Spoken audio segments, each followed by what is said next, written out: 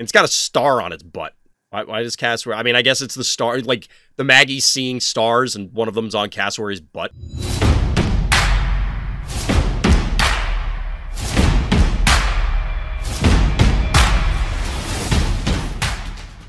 Welcome back, everybody. Welcome back. First stream of 2023. From what I've heard, word on the street based on people living in the future from last night who were able to hit 2023 before yours truly. 2023 isn't all it's cracked up to be. But I am hoping that we are going to be looking at a much more fruitful year, a much more positive year. And we're starting off this particular year with the first of the new format, we'll say. So what is the new format? Well, I'm going to do my best to condense game reviews that are submitted ahead of time into a single night, as we've been doing recently. And by the time this goes up, you'll probably have already gotten this idea, YouTube. I don't intend to put the stream recaps on YouTube any longer if they aren't game reviews. There's a number of reasons for that, but I want to try and focus on making other types of content for Phobies and other things for YouTube. And I don't plan on abandoning YouTube in any way. It's really going to be where I'm going to try and make the push more so this year than Twitch. As in, I'll let YouTube feed Twitch instead of necessarily the other way around. We'll see how it goes. There may be excerpts from the various streams that get put up, but we're going to play it by ear. The game plan is to not be as regimented because just that sort of cadence was just truthfully getting very taxing. Say, all right, so let's get to it. Quick aside, everybody, before we get into the actual content, I was accepted into the Phobies Content Affiliate Program, the content creator program, you might call it. Shout out to the Phobies team, and thank you for that. But the reason I'm telling you, everybody out there, dear viewer, dear listener, is to let everybody know that I do receive some compensation from the Phobies team as a result of being part of that program. Now, I loved Phobies before, and I still love Phobies now, and I expect I will still continue to love Phobies in the future. So look forward to more Phobies content coming from Random's Thoughts. So now, on with the show. All right, here we go. First game breakdown, we have a subscriber, which, by the way, if you want to see live Phobies action, maybe throw me a sub. Come by the live stream, RTChompGG, link for that, and my Discord, of course, in the description. While you're down there, by the way, likes and subscribes if you're hitting this on YouTube. Definitely help me out. I really do want to push for 1,000 subs. Maybe we'll make it this year. Maybe 2023 is the year. But dogewhal is our hero here, and the notes here are Klopster, my beloved. All right, let's see what we got. Some bad guys leading off with, I'm going to call it an abnormal opener. I don't know how many other people do this, but it seems like most people in Sum of All Fears right now are Gravedigger openers. They just open Gravedigger, they're breaking some blocks, they'll get at least likely a second break, because you swing the Gravedigger north or south, whatever it happens to be, then kind of go from there. Instead, bad guys following up with Spud. I mean, I get it. The Gesundheit is a little weird. It's turret-ish. We were having this debate. Are there any other 2-cost turrets? It's not really a turret, but you kind of get it. Our hero here is inching up. Obviously, we get the, excuse me, the 1-1 standoff. Neither player has elected to break any obstacles, which, again, seems abnormal. On these small maps, which now are... I don't know if anybody else feels this way, but I feel like it's kind of a, I don't want to say regression, but it's a return to the whole Gravedigger thing where, you know, you used it in the beginning, and I've said this before, it was kind of like a parabolic kind of curve almost, where reverse parabola, I don't know. Like, a lot of people used it, then it dropped off, and now everybody's back to using Gravedigger again. And on these maps where there's tons of obstacles, lots of weird things going on. Oh no, Doge. I'll finish my point, and then we condone, you know, pour one out for Boom here. The mobility afforded by breaking these obstacles is enormous. Like, it really does give you an excessive advantage, being able to just have extra places for your Phobies to be, instead of trying to funnel through these chokes, and then your opponent can set up different things. It gives you a lot of options. But as I was saying, let's see. Yeah, you're not wrong, Akune. You're not wrong. I did get into using Gravedigger, but this was before that. Fair. Yeah, some of these replays are from before the holidays. Yeah, Yeah, Boom, I don't know why Boom was here. I mean, I understand why Boom came out. I would have preferred another 1-drop for exactly this reason, because Boom is just so vulnerable. The second 1-drop was there, presumably to recap this after the cat took the center away. But now Doge is in a pretty significant, or at a pretty significant disadvantage. By the way, since I imagine this level 12 jar is going to get sniped by a Clopster, but we shall see. So the order of the day, instead of banking or other smaller drops, we get a stabby. Once again, neither player really leaning into the block breaking plan. We get a matching stabby here. I mean, I get it, especially down here. Despite the Gesundheit, despite the Spud and the obvious jar in position, the stabby's tanky enough that it might be able to just walk up and do something. But it's not going to one-shot any of these. It needs support. The real question is, what is dogewhal going to support it with? And there are 6 keys banked to make something happen. 6 keys also for bad guy here. We get a cowbell. Now, the thing is, and I've tried to stress this in both my games and games we reviewed, that you're not at a huge disadvantage here. Like, yes, our hero is losing. It's difficult to argue about that.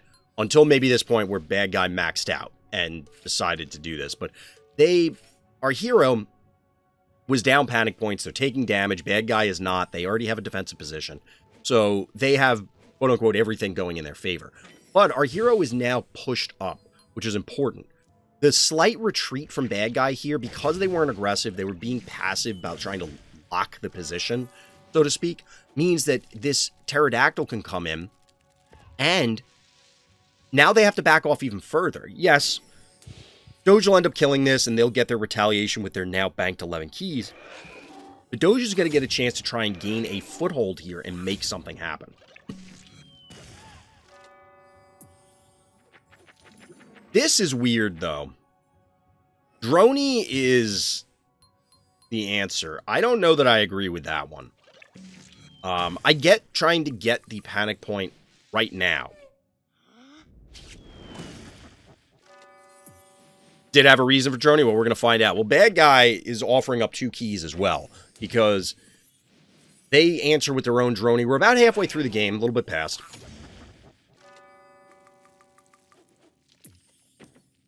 And now we have the return of the 1 keys. The one thing I was a little surprised at, and I didn't look at the damage here, but this is a level 9 stabby. Level 8. Level 8. And we already determined level 12. There's an argument to maybe have sent the stabby in, and then you could respond with these 3, but I don't think you really could. I think the stabby would probably die trivially. You know, like, it'll be dead, it'll do some damage or something, but probably, like, to Spud, and the Spud is mostly protected. You're not going to send Pterodactyl in to finish it off. It'll die, and you don't really have things in position to threaten the Gesundheit, or this stabby that would be coming in. So we're really playing the waiting game here.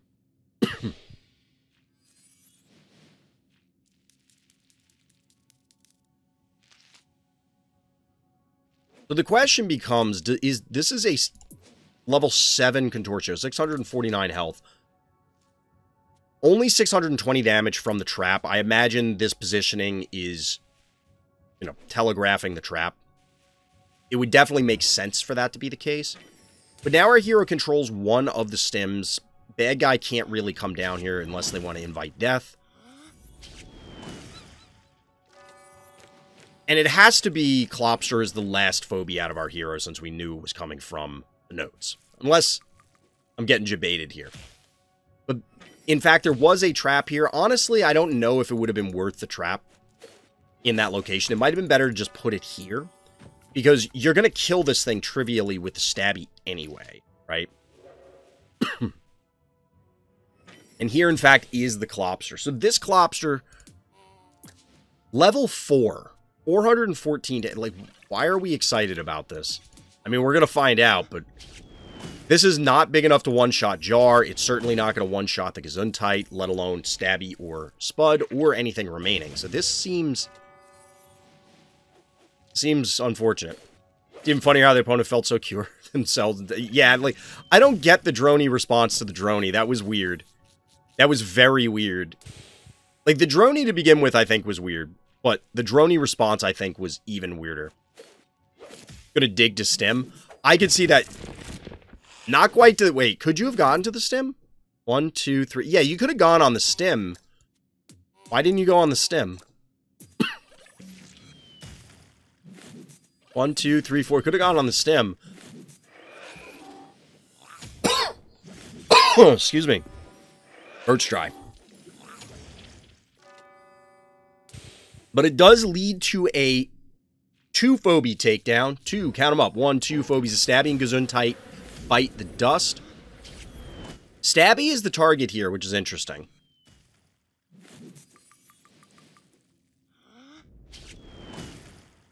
So now Spud's going to eat this dimensional damage. 214 health. That's dead to the jar alone. And the jar will be safe. Like, you could body block. And this sheep, where's the sheep going to end up? All right, sheep's going to go here, which means jar isn't really safe.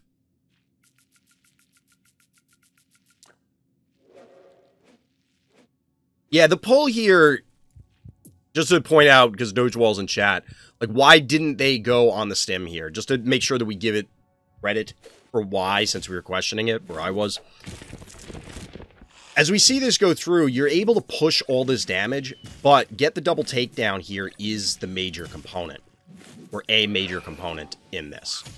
So you get the challenge level play here of the yoink into the Gesundheit kill, which otherwise you would have been left with an unfortunate set of circumstances with things remaining on the board. So, definitely heads up play there, Doge. We'll skip ahead back to the present. Get a little retreat action. Panic point advantage is in favor of our heroes, so as long as they don't just hemorrhage their position. Bad guy's going to have to advance in with relevant things, and you should be able to trade positively in Doge's position. As in, whatever goes to the center obviously dies, and then you have time, because again, 4,500 health, 4,300 health, like, no one's in danger of this game ending real quick. It's going to be a Phobie fight. It was the best play of the game? Absolutely was. Absolutely was, Akune. This was not the best play of the game. Opponent playing sheep when Spad's available on the map is just a blinder. I feel like they went for sheep because... Oh my god!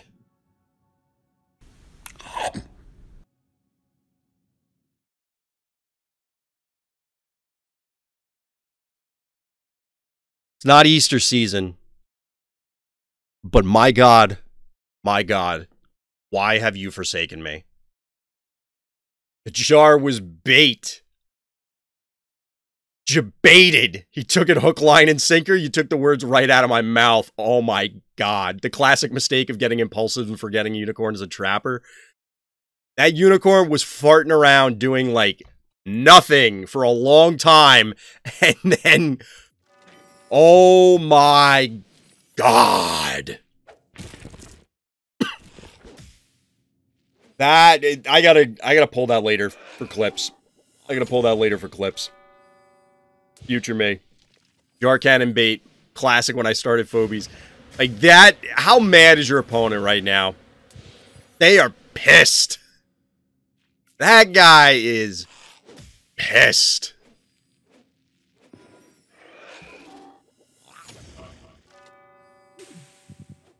Well played. Well played. Yeah, I don't blame bad guy forgetting. I was watching the game and I forgot Unicorn was even in the game.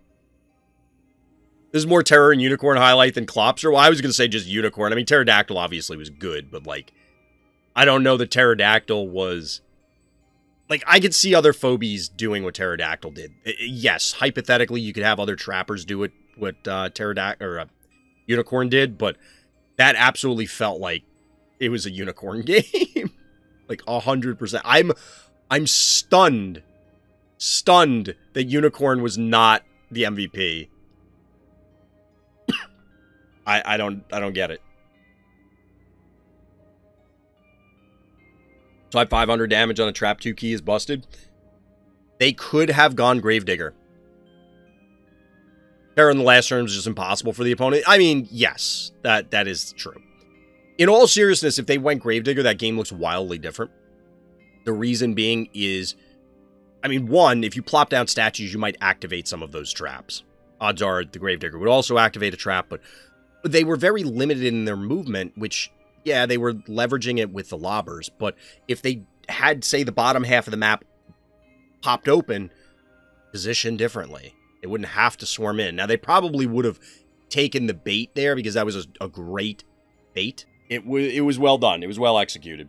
Definitely trapped them with that. 100%. 100%. But yeah, I don't know why the notes were talking about Klopster. Like, Klopster almost had nothing to do with that game. I don't want to say literally nothing, but it didn't have a whole hell of a lot. Comparatively, anyway.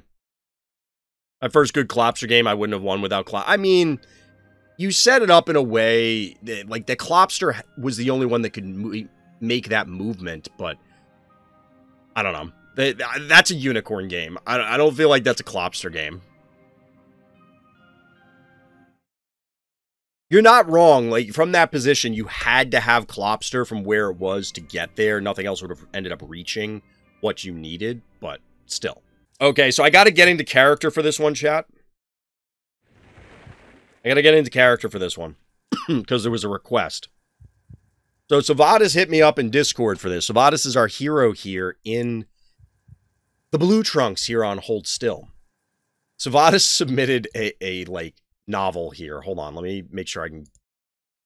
Okay, there we go. I think I can get it now. Ding, ding, ding.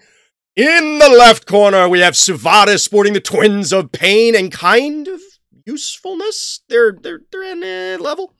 In the right corner, we have a much lower level player with a chunky boss in Rusty Man. Only rule, no shots to the groin. Let the game begin. Here we go. No, Onda's not here yet. This is his cat, Minnie. That's very impressive that the cat was able to just walk across the keyboard and pull that off. But hello, Minnie.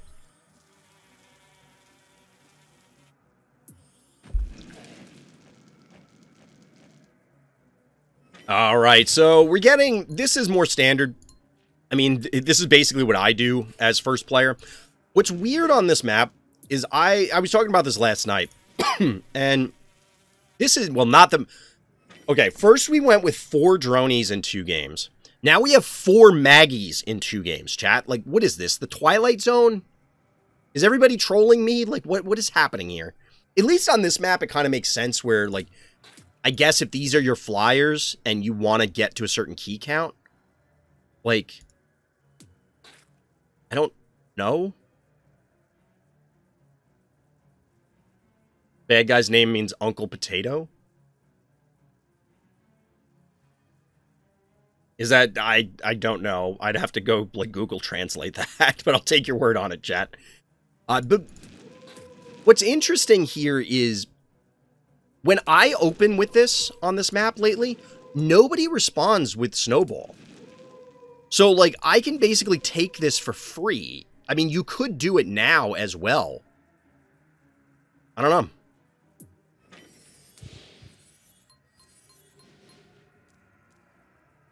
But okay, Sivadas, since you're here, why the Maggie? Is it because you just don't have any other flyers? Did you specifically want to get the 8 keys? Oh my lord. It is in fact your favorite Reaper and mine. We got a little grimy action, chat. We're getting grimy. Honestly, I usually open Droney, cap the middle. 3, 1, 2. Yeah, Droney's the only one I think can get there. Because Snowball can't, so it should be the only one. So we have the first half of the team here. I'm actually very curious to see how these guys do. What level are they? That's a level 6. That has over 3k health. Like, that's a lot of health. This is a level 4 Grimes. It's not... Yeah, that was the twins of somewhat usefulness. Just hadn't used the fly in a while. That's fair. There are times where I do that, and I'm like, yeah, I haven't touched this phobia in a while. Let's throw it out there, see what happens. A little grimy going on. Yeah, I don't know how I feel about the grimes. This is gonna... So, this is risky. This is kind of bold by our hero. Obviously, Grimes is going to eliminate this, and that means Grimes is a hungry boy. He's growing. Big map. Why the urge to take the point using 2 keys, which could be taken back simply with 1 key. You can end in a bad panic point, controlled trading.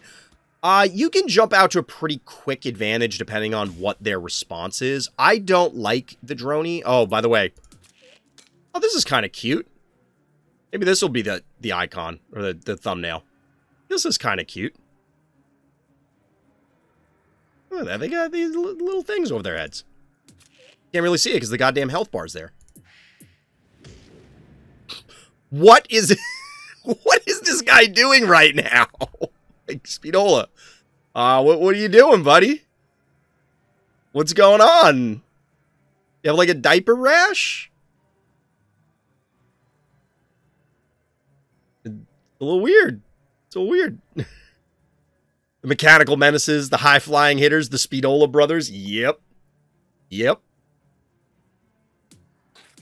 But yeah, the Grimes here, I don't like. To Kukune's point earlier about the droney to the middle, I don't really like that because while you can jump out to like an early 4-to-1 panic point advantage, you can do that with the snowball opener too, and obviously snowball is much more flexible than the droney.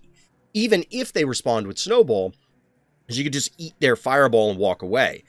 If you instead go with droney, it's going to die to a fireball.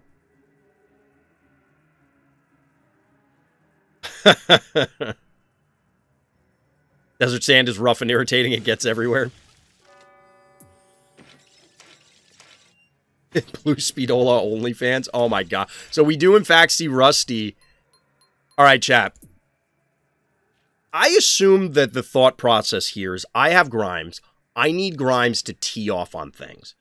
So I'll use Rusty to pin something in place so Grimes can grow, and then I can just walk around sniping things.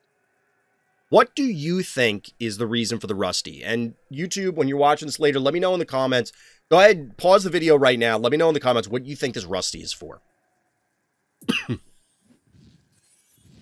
real talk, I don't understand what the Rusty is for. Unless it's that. Alright, here's the boss. So, boss and Rusty kind of make sense. We did know boss was coming from the notes.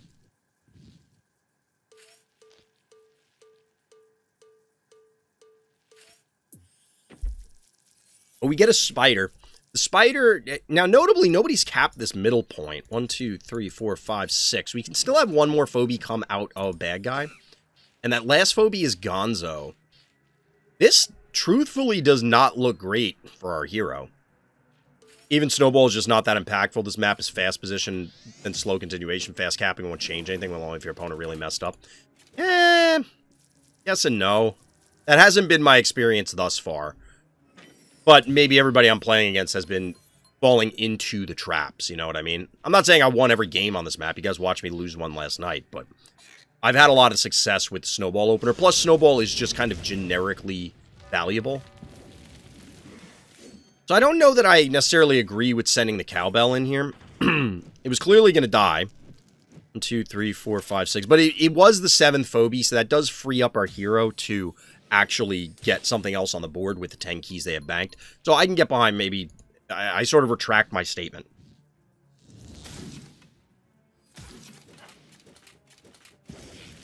This is great. Because of the increased movement, you can just snipe the res phobie. That's fantastic. Because the Speedolas get that extra movement. Seems good. I mean, that's a lot of keys tied up in these Speedolas, but still. Alright, so we get a Gargles. This is clearly going to end up just capping the center point, I imagine.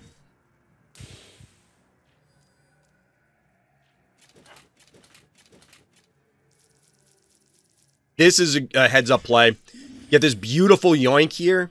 This is a real heads-up play with the body block. And you're... Because, again, the movement range is huge. The movement range is huge. You can get in here, get the body block, and then get out. So you don't just get clipped by the boss. The boss has to reposition in order to get this stuff. Now, of course, it can do that, but it's not splashing on two things. Like, that's pretty solid. Look at the cassowary. The cassowary looks like a Pachycephalosaurus. Like, this looks more like a headbutt. Like, this looks like the crown of the Pachycephalosaurus. Where it's, for anybody who doesn't know which one I'm talking about, it's the headbutting dinosaur. And it's got a star on its butt. Why does cassowary... I mean, I guess it's the star... Like, the Maggie's seeing stars, and one of them's on cassowary's butt. I don't know. That may or may not be the opening clip. The 4-to-1 panic point advantage. Another Maggie Pog. Yeah, well, like I said, we got 4 dronies in 2 games, and then we got 4 Maggies across 2 games. It was weird. Alright, so we clearly get the juice boss. What is it going after? As expected, this group of 3. However, this is not going to get caught by the fire. And there really isn't too much to supplement this with. Like, the spider obviously took a bunch of damage, but it's going to live. It'll live to yoinks again. Panic point advantage remains with our hero. 3 keys left. 1, 2, 3, 4, 5, 6 phobies. So it's hypothetically possible for a healing phobie to come out if the spider goes in to pursue the boss. Takedown on Grimes. Like, did Grimes kill, what, a 1 key? Like, woo.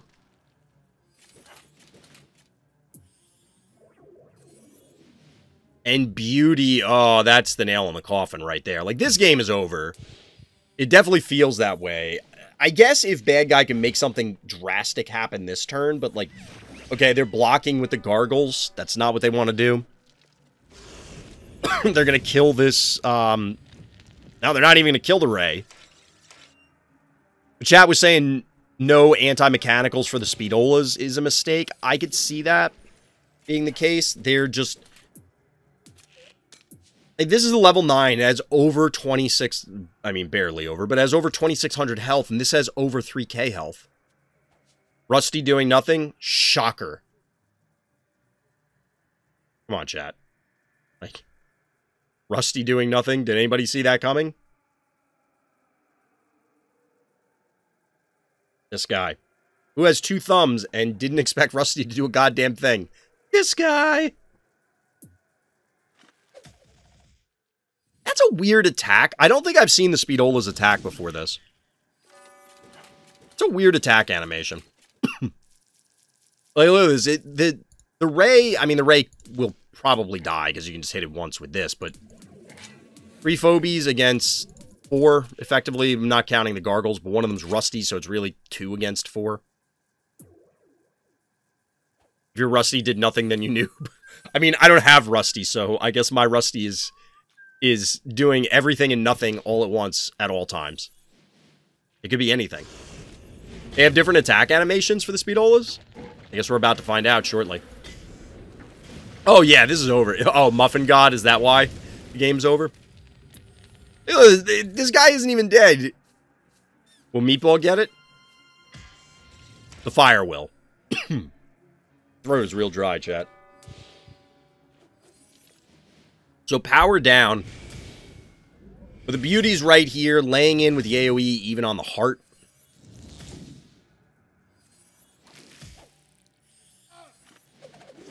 That's a way cooler attack animation than the other one.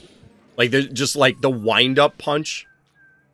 I don't think they like my Speedola. I wouldn't at this point. 5-0 panic point advantage. Just the BM muffin of, like, just getting in their face. Like, you're in there. You can't stop me. Wait, what? Why didn't you kill this? I mean, it doesn't matter, but... Muffin God asserting dominance? Yep. The blue attack animation is just kind of like many fists sort of thing. Rusty still did nothing. Yeah, Rusty's just... I don't know. Yeah, Kune, you were saying... Was it you that was saying they were going to get a Rusty replay where it was going to dominate the game or something? GG. Well played there, sivadas. Pretty well done. I like the Speedolas. I do like the Speedolas. That definitely felt more like bad guy just kind of didn't respond. Like, almost didn't respond at all. They just kind of, like, fidgeted around and didn't really do much. You know what I mean? Good job, Rusty. You get a participation award. You get your gold scratch and sniff sticker. But yeah, bad guy felt like they were just kind of derping around and didn't do anything. I don't know. And then past a certain point, that map does feel as though once you have, and maybe this is more of what Hakune was talking about, once you've gained control, it can be difficult to take control back because, again, the choke points around your heart, you know, if you need to try and take the north, or what are you going to do, swing by their, like, to get sandwiched between their vault and their forces collapsing from the north? Seems rough. It can be rough.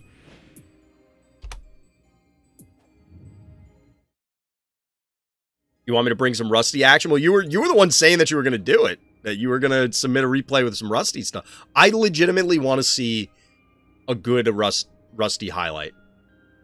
I'm not trolling right now. I want to see a good Rusty highlight. It doesn't have to be you, Hakune. I'm not, like, singling you out. Because I am legitimately of the opinion that, no, there are not any completely useless phobies. But Rusty sure as hell feels like it. Rusty sure as hell feels like it. Alright, so here we are, getting back in on some more Moai action. This time, with one of the regulars to the stream. Like I said earlier, come by the live stream, links in the description. But I had some Twitch account issues as of late. Zoning in here, saying in the notes, remember when I told you that I'm fighting Fire Ant with Charon on Moai? This is the game. So we get a little Charon gaming. Let's see if Onda can put on a show for us with one of the oft-maligned phobies. Speaking of, Rusty was in the last game, and we're talking about useless phobies. I don't think there's any useless phobies, just more or less niche ones. Now, I don't have a problem with calling some of them bad, because if their scenarios are super niche, or so niche, or even then they're not great. No, we're talking like, if Doom Doom doesn't dominate traps, then it's not great, right? Same sort of thing. We'll see how Charon does here. But this is, I did mention this on the last Moai game, that a lot of people seem to respond with this Evo to the south going second in order to shoo away the heart rushes, the heart pushes that are so common on this map. And I think people are finally adapting because too many people have been getting their teeth knocked in by just getting heart pushed. I said I played Rusty, but I'll see if I can get something in future games. I mean, don't, like, throw games to make a Rusty game, but if you get one that Rusty is valuable, I'm not saying, like, Rusty has to be the MVP. I don't even know if Rusty could be the MVP with the way the MVP algorithm works, but I'd be curious. So, speaking of the game notes, we do, in fact, get the Fire Ant and the Charon answer, which, again, for people who think they're useless phobies, here you go. Now, the Fire Ant, obviously, Onda doesn't know where the trap could be. It could be any of these spaces. So this covers all but one of where the trap could be. Well, no, it could be here, too. Because it's not going to be in one of these two spaces. It's going to be in this range. So there are two where it might be that Onda doesn't know about yet. One of you thinking I'll throw games? Rusty can technically be the MVP if he's the only phobia who does something. I guess. But it would be very weird. Like, you'd have to engineer that. We get a little bit of bank action with a spider on the board as well. This is interesting. The aggressive invade here with Charon. I mean, not like it's in a lot of danger. And then the Klepto is also in a weird position because it can get beat up here. I don't know that a Yoink really does much, though. You know, like, you could pull it to here, hit it twice, hit it once with the Jin Sting, but you'd be in a weird position. It's not really threatened. Little panic point trading, and then we get a Blue Lien. What? So I don't mind the Blue Lien. I don't mind Blue Lien, but it's interesting that bad guy elected to put the spa here. instead of up here. You know, like, you could have hit the Hevo, the Gin Sting, or done whatever. Did the Gin Sting have to hit twice to make this happen? Maybe that's why. But even then, I don't know, this just feels like there had to have been another way to do this turn.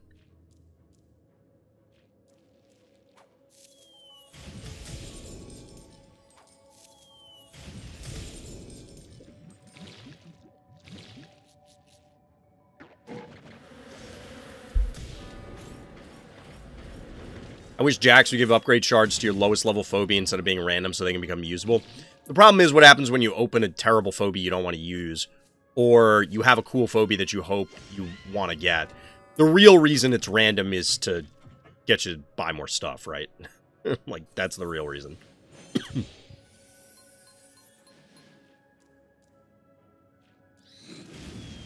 I don't think we're missing too much here, but we do get the Onda signature boom.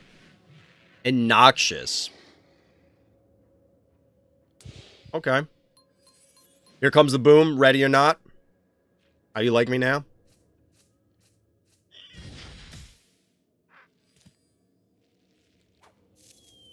We actually haven't seen any more traps go out. Why did bad guy do this? This is all on board.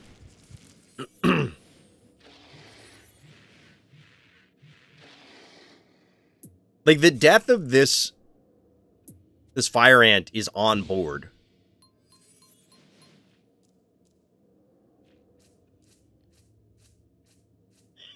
Bad guy could have gone up here, I guess, to save it, or just positioned differently so it could escape.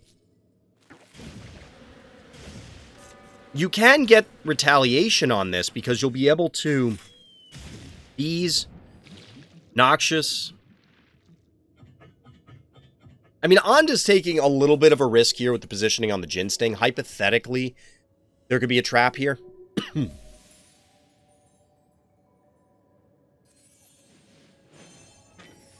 I'm not sure about the healing spa there, though, instead of, like, here.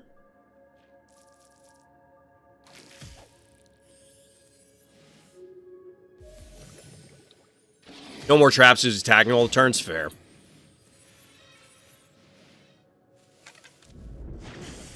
I was looking at chat, and I wasn't paying attention to the quantity of attacks. But, yeah, we're going to get the kill here, but technically that's even. It's 7 keys for 7 keys if you look at Fire Ant for Gin Sting and Murder Wing. But I mean, I think you take that just to get rid of the damn, excuse me, Fire Ant.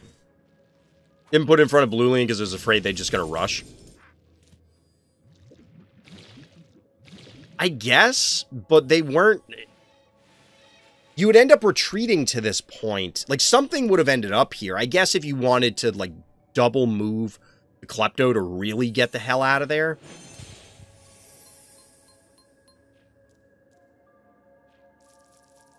I guess.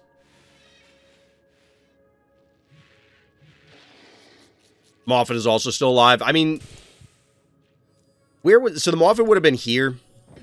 Yeah, they could have set something up where, like, they send in the Noxious to set up a pole with the Moffat here. I think your answer with the Tractor means that they wouldn't be able to do that. Because you'd end up, given the proximity to the vault, if they come in, it's like, okay, they get your Klepto, but then they're going to lose Moffat and Noxious for it. Or something like that.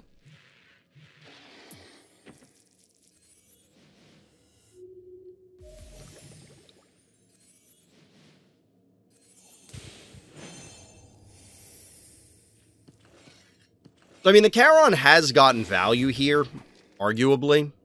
I don't think it was, like, spectacular value. It's only really shut off one trap. But that's not insignificant. Blue Leon is meta, right? It seems so broken and good. Blue Leon's pretty good, but it does not come up very commonly. This Noxious so far has done nothing but literally tap his fingers. Yeah, Noxious is... But... So, you have to keep in mind that Noxious, or any phobia for that matter, even if they're just sitting there doing quote-unquote nothing, that isn't always the case. Like, this Attractor has technically done nothing. Granted, Noxious has been out there longer, but the point is that the threat of that phobie doing whatever it does is exerting influence on your opponent. So in this case, Onda has to respect the Noxious doing something. Is it going to matter at this point? It doesn't really look like it because, I mean, they're going to come up here, probably splash, and then, or actually, they'd probably fly here to splash these three, maybe? But then it just dies, and it'll do nothing. Nice boom trap. I think my level 14 boom dies from his ginseng splash damage. It should.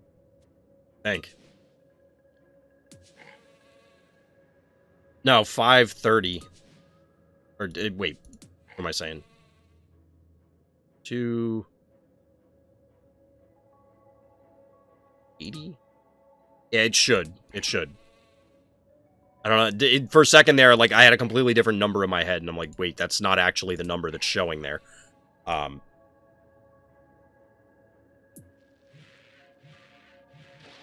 so we do get the movement up here to get the double splash and keep it somewhat safe. 2000 HP Ginsting. Yeah, just to showcase the levels. Level 19, 15, 19, 17. These are some pretty high-level phobies. Not to say that Ondas aren't, but there's a significant level gap here. Significant level gap. And not in our hero's favor.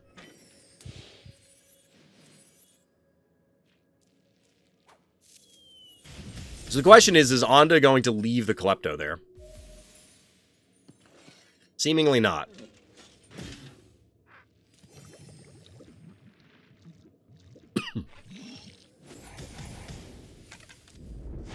So this makes sense to eliminate the spider. You could recap with boom, I'm assuming is what's going to happen. I'm a little surprised the Klepto didn't go in to just keep pressuring the heart, but it has over 6,100 health. It's still going to be a while. Even though it kind of, like, you can get that impression of, I have the panic point advantage, it's a pretty significant advantage. I'm in position to go for the heart. You're not quite in 100% race territory here. You can't quite go all in, just yet, anyway. Alright, so we get a big yoink here. Bees will give the double kill. It is, in fact, a double kill. Poison hurts so much. Yeah, the poison's a big deal. You like Charon's attack? Yeah. Now they pull the boom into the pit? Not quite. I mean, you could yoink the boom, but, like, you could also just shoot it and then not have to waste the cooldown, even though it's short. So, at this stage, pretty healthy team, which, again, like, this Jin Sting, when it's damaged like this, has almost as much health as my healthy Jin Sting. There's a level 18 Electrocat.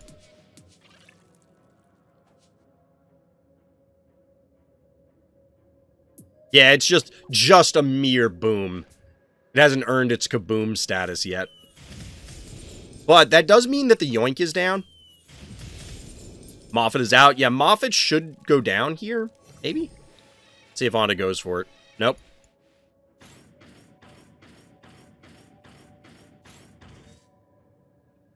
Onda's in on the heart push. Now, could Onda have been, you know, standing and phobie fighting? Honestly, I don't know. I don't think so. I think even if you go for a good yoink here, you still end up in a bad position with this getting traded out, and then they can go fight your stuff. But maybe not, because, like, these are both heavily damaged. Bad guy has to get in there, like, yesterday. I think they needed to react defensively a turn ago. I can't fight him, so Heart Rush. Yeah, that's kind of what I'm thinking. I mean, the Squiggles kind of gives it away that that's the game plan at this stage. But because of the big advantage, like, they cap 2 panic points, and it's still only a 1-0 going their way. Point being is that you will still be able to either recap these if you need to, or continue to pressure as they're trying to fight for the board simultaneously. Splitting up their forces like that does buy you time on this map, and obviously being the last turn, we're going to see, yeah, we're just laying the beat down with the eggs. And well done, Onda. Like I was saying, this is a pretty pretty significant level disadvantage. So you can beat the levels. Can be done. And in fact, Squiggles drops almost 1,000 damage on the heart. And a tractor with the pole for the W. GG, Yonda. GG. Not bad. And although we did see a boom, we didn't actually... might be the one and only Onda replay that does not have boom, kerbloom, or cubboom making stuff go to smithereens.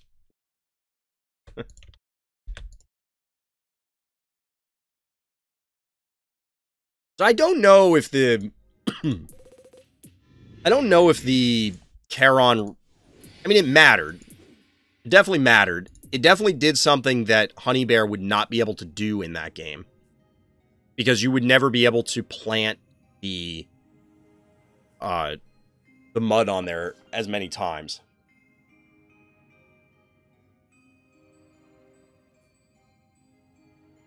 But...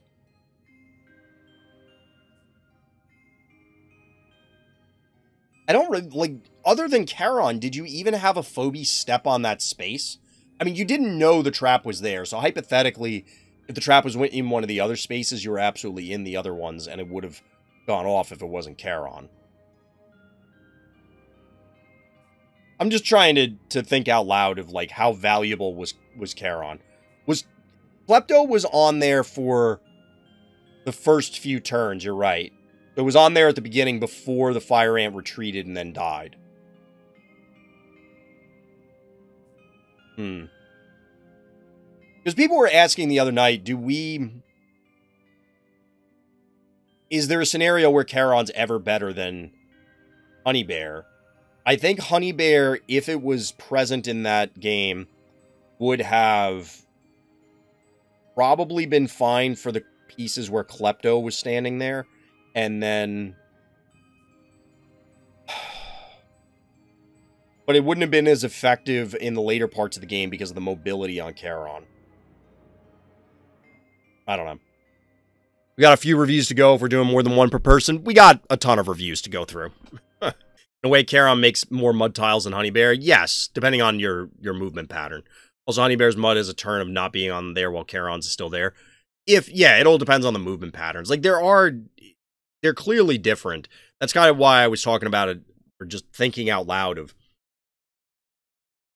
how to, like, would it have mattered if it was Honey Bear? And I think it would have.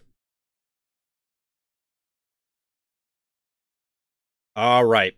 So here we are. We have Urkevina here as our hero loading into Opticon. Let's see what the notes are. The notes here are close game, but Bluelian comes in the clutch. Well, all you Bluelian fans out there, Greylien fans, you alien fans, I guess.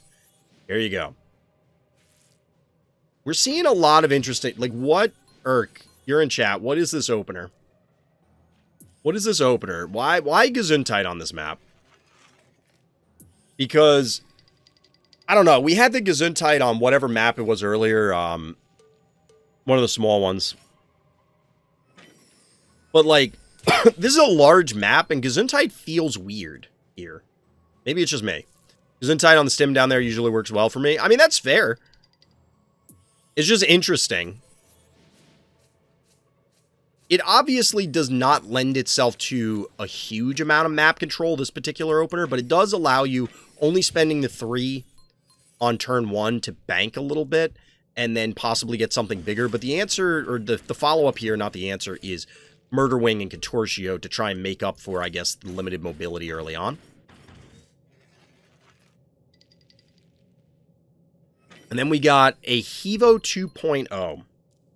Little Hevo action, which definitely makes sense on this map. You get a lobber, it's obviously very sturdy.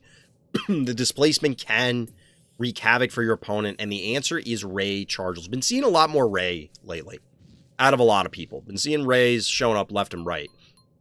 Not necessarily always because of the mechanical. Sometimes people just like popping them out there. But here's something that has also grown in popularity as of late, and that is Poison Ivy. And we're not going to get to see where the traps go down because of the way replays work. Second player traps are not going to be visible. But clearly there wasn't one on turn 1 because of the double move. Instead, we're getting an answer in Moffat. 7 keys bank, so Urk will have the opportunity to try and get a, excuse me, a healing phobia online if they want. Check the Ivy in 2.0 level? Sure. This is a level 8 Ivy. 6 Hevo. Might as well look at the rest of them as long as I don't click off. 8. We're not looking at hugely high-level phobies, and these are most, like, they're probably about the same, distributing them. Our hero might have a slight level advantage on the board. I don't know about stress levels, but see how the remainder goes. So the Gesundheit's movement arguably hinders it here, I guess. I don't know. I'm not sure why it started to creep. I guess to avoid this Poison Ivy. We get the Yoink to take out the eliminate, or the Yoink to induce an elimination. Too many sentences I was trying to get out there. So down goes the Eternal Knight, down goes the Cat, and thanks to the Blue Lien here, it means the damage here is going to be erased from the Ray Chargels fairly quickly.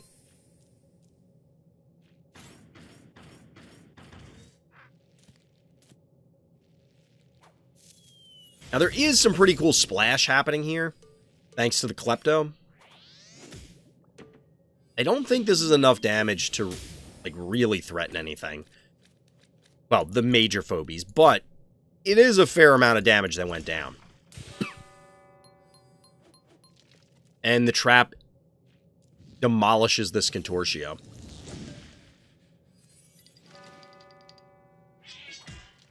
So with the 4-2 panic point advantage, there is some pressure on our hero, but they do have time. This is one of those maps where it's very easy to panic, I think.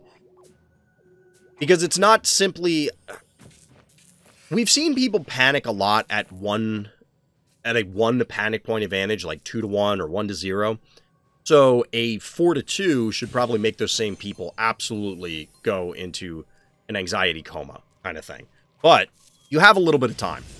And the time is going to be invested into Erratic, which I actually, you know, on this map, I can see Erratic. I can see Erratic working here. Things will get clustered. There's already a high priority mechanical target. You already have invested in Miss Moffat, so that means you can set up chains how you want them to be, or force a chain where there might not have been one before.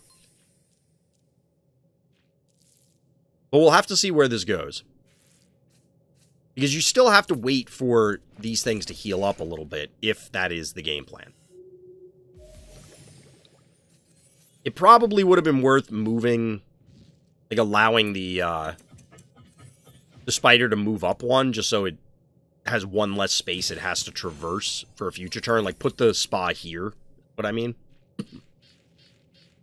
And we get a boom. I don't know. Is this enough to kill the spider? Wow. That actually really hurts, this Gonzo coming out. I just want to... So this was healthy. This was completely healthy. Obviously, the boom is going to die to just about anything. The boom was bait. Well, the boom, I mean, yeah, the boom is going to die. But the fact that this thing went in so deep. And Yoink is live, right? Yeah, Yoink is live. I don't know.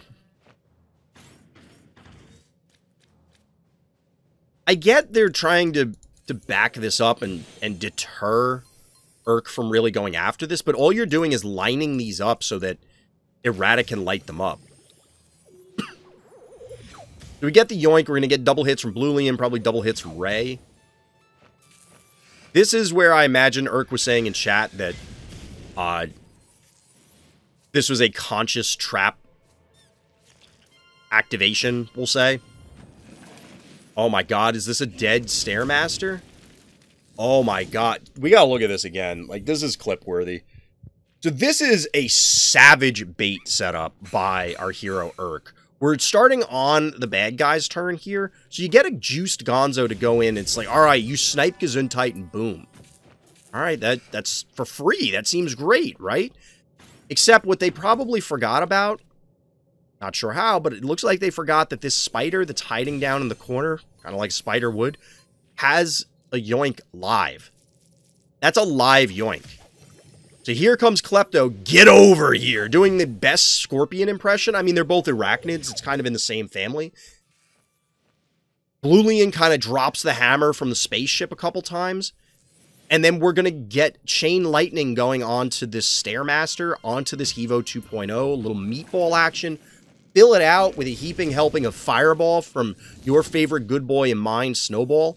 And Ray Chargels finishes off the Klepto. This is a pretty savage turn.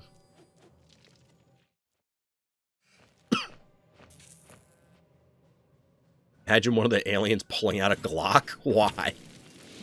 I told you I wanted him to go in. I mean, they took the bait. We've now saw 2 baits that were pretty savage tonight. Both very clip-worthy.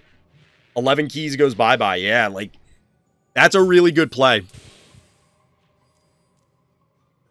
See, like, this is one of those plays. Yeah, some big brain action for that. This is one of those plays where, yeah, the game isn't over officially. But if I was in bad guy's shoes, I think I scooped that game on the spot. This game is over, and there's just no reason in continuing. Certainly not now.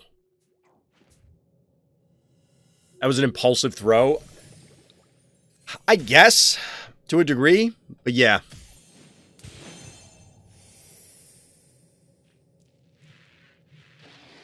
I mean, I guess I could see a world in which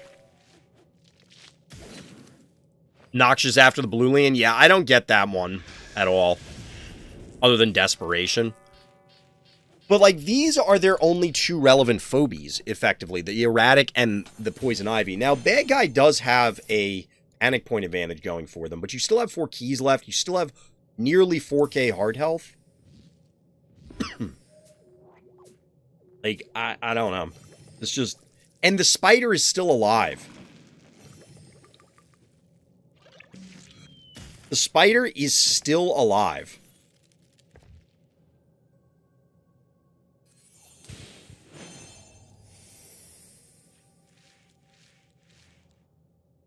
Who goes ballistic with Klepto alone in an enemy field? I don't... Apparently, bad guy. I mean, I've thrown phobies away like that before in tons of games, but often it's when I'm streaming or when I'm doing async and, like, I just don't care. I don't really... That's one of those moments where I think bad guy, and I've had other people do it playing against me. I don't know if they ran out of time, like if this was Arena, or if they just... Well, my Klepto has so much health, there's no way it dies. Or they thought that, like, because there's one of 2 scenarios on that turn. There's one of 2 scenarios. 1, they didn't think their Klepto could die. Or 2, they thought that the Stairmaster and Hevo were either going to... I guess it's technically 3 scenarios. They would scare our hero into not engaging, or if they engaged, they could punish it. The problem is that at most you're getting 3 attacks. And what are you going to kill here? Like, you have to kill the spider. I think what probably went through their head is that the Klepto may die, but there's no way they're getting the other ones, and then I just kill their spider, and I come out, like, key even, basically. Because you'll get the 1 key or whatever was there, and the spider, and it removes an important asset. Klepto's good, but maybe they value the spider that high. I don't know why else they would do it. Like, I can kind of get the mindset, but yeah, this close, it's another thing where you get this close to a vault, bad things are going to happen. You can't get that close when your opponent still has Jar and Snowball alive. I mean, technically, Cassowary or something could do it too, depending on the scenario.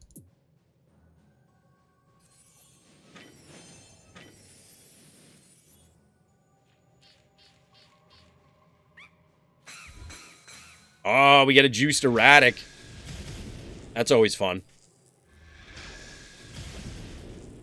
Erratic does take down the spider.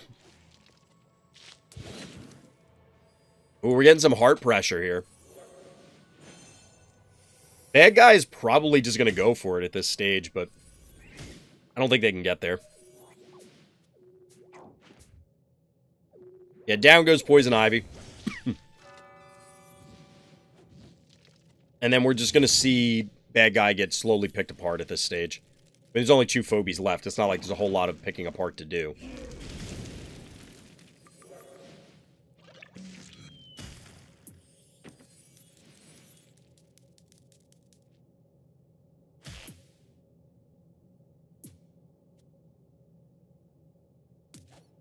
Did you really need the body block?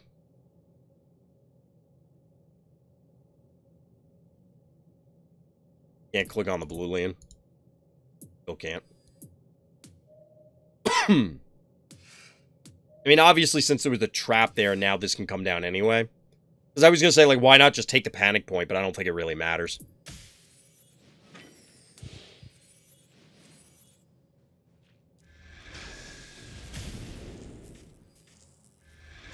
I mean, in this case, it actually let them kill both, but the displacement could be valuable.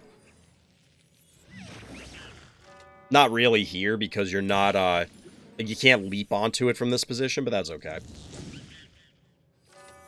Down goes Gonzo. I mean, the only way they win here is if they can connect with your heart. They're never going to kill all your phobies. Not in time, anyway.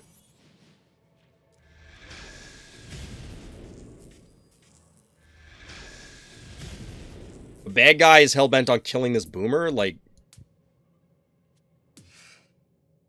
1,400 health. I mean, they were never going to get there anyway. It didn't matter. They wouldn't have enough life to be able to sustain through all these phobies beating on it. Not bad, Urk. The play down here was absolutely the game, and this goes back to my earlier point about just, like, allowing concessions. Really like the animation where Boomer's legs turn into stone. Tiny walking fortress, true.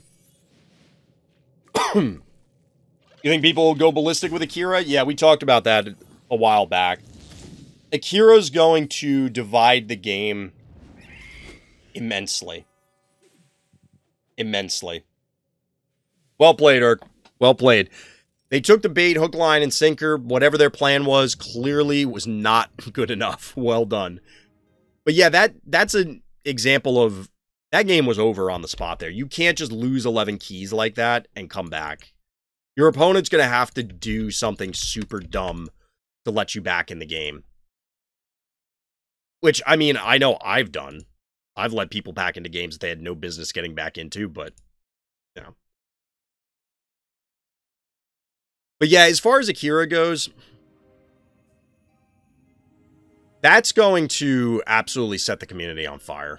I think people are going to lose their ever-loving shit when that becomes a regular phobie. It's just going to be a nightmare. It may end up being fine, but, like,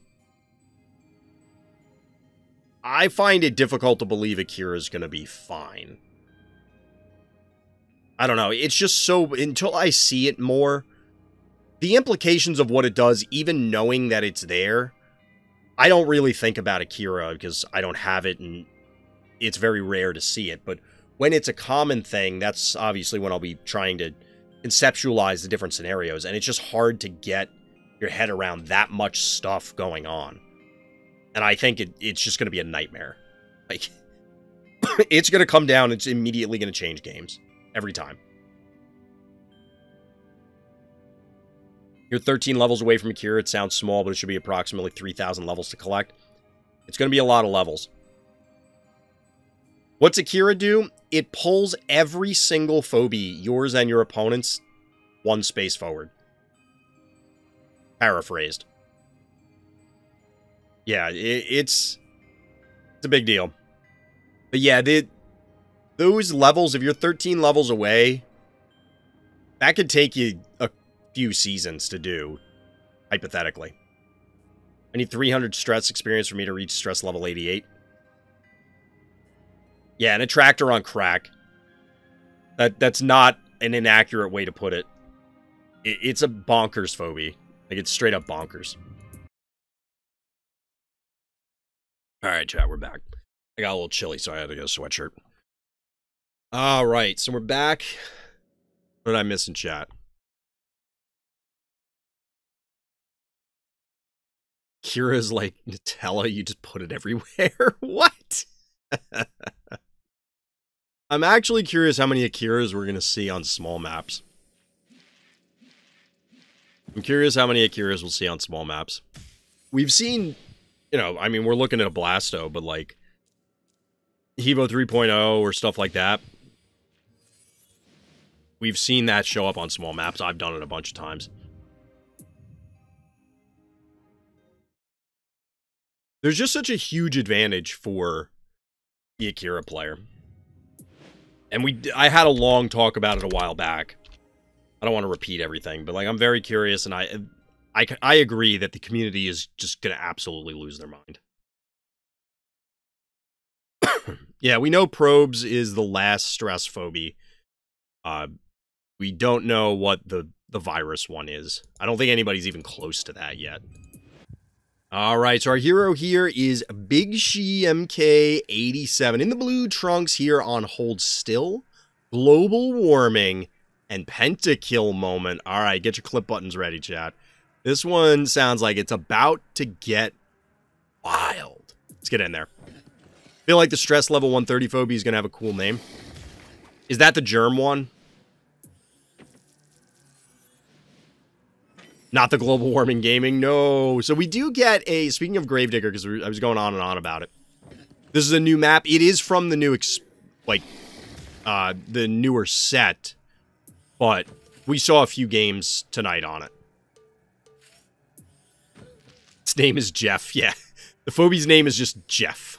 I feel like 130 is going to be another Gesundheit variant. It certainly looks like it should be. So this is timeout. This is weird. So we got Gravediggers. We got the 1 keys. Also, like, what is... This looks like after you step on a spider or something. But these 4 keys from both sides are not what's weird. The horn and the stabby are what's weird. You don't typically see those come out on this map, but this, I don't know. Maybe we're witnessing the new meta forming. The map hasn't been around that long. We can't say with definitively or any certainty that anybody has really cracked the code for this yet. But we'll see. Apparently, turrets are all the rage, even on the big maps here. I can kind of get it going to... I think Akune had mentioned this earlier when we were looking at a different game. That if you have this slow or slower advance... then you can just solidify your position, and then once you take over one way or the other, you now have a fortified position. Your opponent's going to have difficulty overcoming that. Both decide to go slow, so Stabby and Unicorn were okay. I mean, I guess. The Stabby is just surprising instead of having more mobile stuff. I don't like turrets on larger maps because it's not just getting them into position and having to walk them across this giant map, although this is a smaller, like more medium-sized map compared to some of the really big ones. But it's more that there's more angles to attack them from. One of the common things on small maps is it's not just a matter of, oh, well, I have a turret that can cover multiple points. It's also, you have a turret that's probably sitting in a choke point that's covering multiple points. That probably is not happening on a large map. But in the meantime, we see matching spiders come down. Henrietta gets a friend here.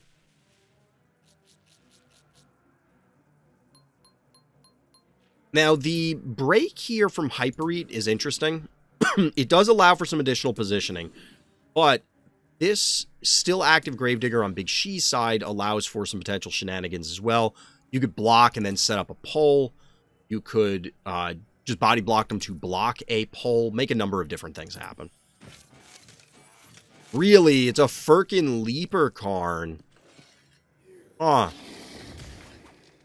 Really?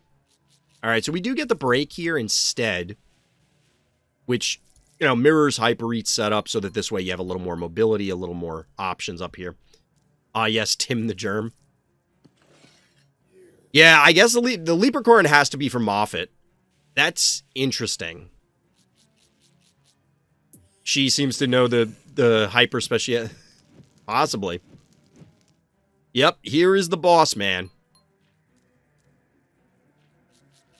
Here is the boss, man. So there are now 2 targets for the Leaper car, and I'm curious which one it's going to go for, although I imagine boss is, in fact, going to make something happen first.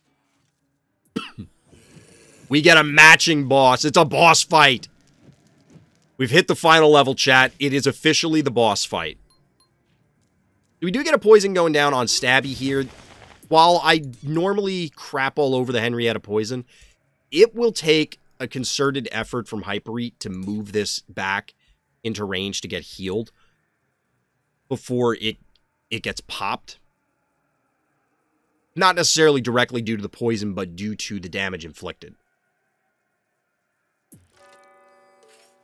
Twisted mirror match. It's pretty close. It's a pretty close mirror. And everything is clustered here for this boss. This is a super juicy boss hit, if you want to go for it. But I imagine if you go in here, like... Okay, so... Can you go in here? I just kind of want to look at this. You can move in, Leaper car in this. You move up, you hit 1, 2, 3, 4. It'll be centered here. 1, 2, 3. What is the area on it? Not letting me click on that one. Everything within 2. So is it 2, 3, 2? So it would hit these 4? You didn't prepare for the final boss? Birkin has multiple reasons, specifically at our league. We kind of know each other's collections, so do not just play the game and try to predict the whole game plan. Yeah, that absolutely happens at higher levels of play where you know certain players' tendencies, so you can preemptively counter, and that's why you might see weird things such as Leaper Karn coming out when there's... Okay, well, what was there to hit? The spider. Well, if Hyperite plays boss every game and they have enough keys for boss, well, a boss is coming, so your Leaper Karn. Now, the question would be, would the other player say, hey, I see that now I'm going to respond a different way, and then the game just kind of spirals and gets weirder.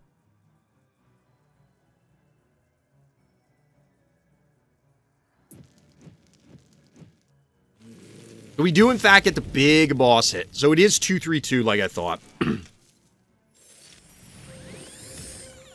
But we get the Leaper Karn going down on the spider instead. That does make sense. That does logically make sense.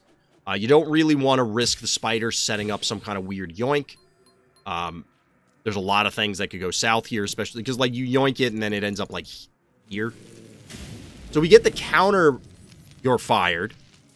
Also 4 Phobies.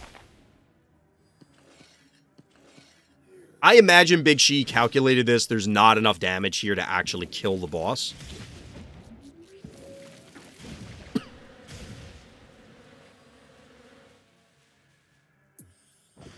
Firkin is so good. It's funny, like, everybody crapped on Firkin Leaper Karn for a long time, but we're seeing probably a good showcase of it here.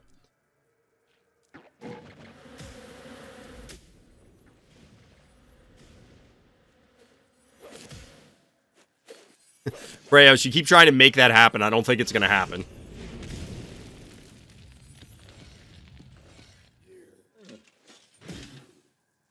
Alright, so we get some great... Oh my god, this is actually beautiful. Look at those health bars, chat. I don't know about anybody else, but you know those like, YouTube videos and stuff? Yeah, global warming is for real. This was not exaggerated. You know those, like, things where it's just like your ADD or ADHD, like, it just feels right, you know what I mean? For me, it is immensely satisfying when multiple things die to fire effects like this. I don't know why, but it just is. That it feels nice that it's like, oh yeah, I get it. Like, they probably, I don't know if Big She could have killed these things without it. But it is so satisfying to me when you just put something in range of the fire and, like, it's multiple somethings like this. This is just super cool. Oof. This boss is beat up. You don't have to say goodbye to the boss, because the boss can get into range of a healer if... Wait, 1, 2, 3, 4, 5, 6. Yeah. They only have 6 phobies on the board, so there could be a healer to save this boss. It would likely still die. But for me, it's a splash art killing multiple things with many rounds of AoE. Fair. Yeah, the boss fire hurts. It certainly doesn't feel good.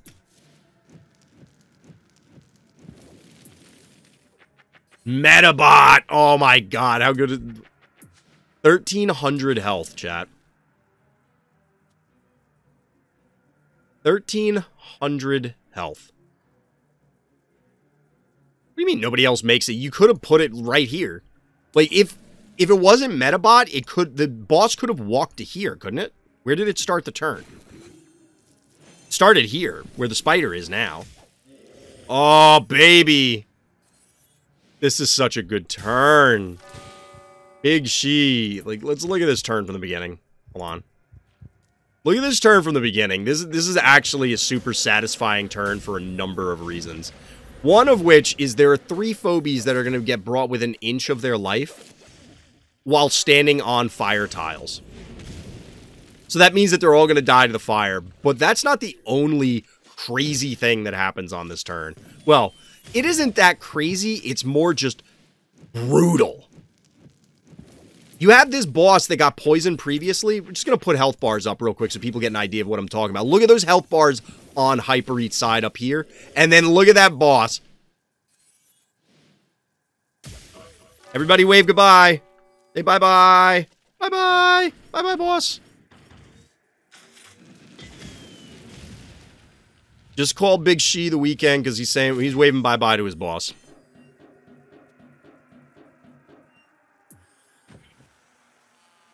Or to that boss, I guess. We also got like, the Metabot was cool. But we continue the global warming game plan here with Hevo. Big She still has 6 keys left. But still has to find a way to deal with this Hevo, which is now backed up with a Clinico.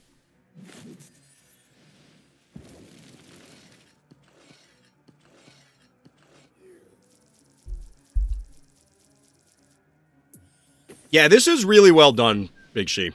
Like, this was really well done. Ah, you even get the muffin. See, this is the position I was talking about on the other turn, and there's a Clinico coming too, but like, this boss could have gone to here and then to here, and then a muffin could have got it if it was necessary on the last turn, but obviously was not.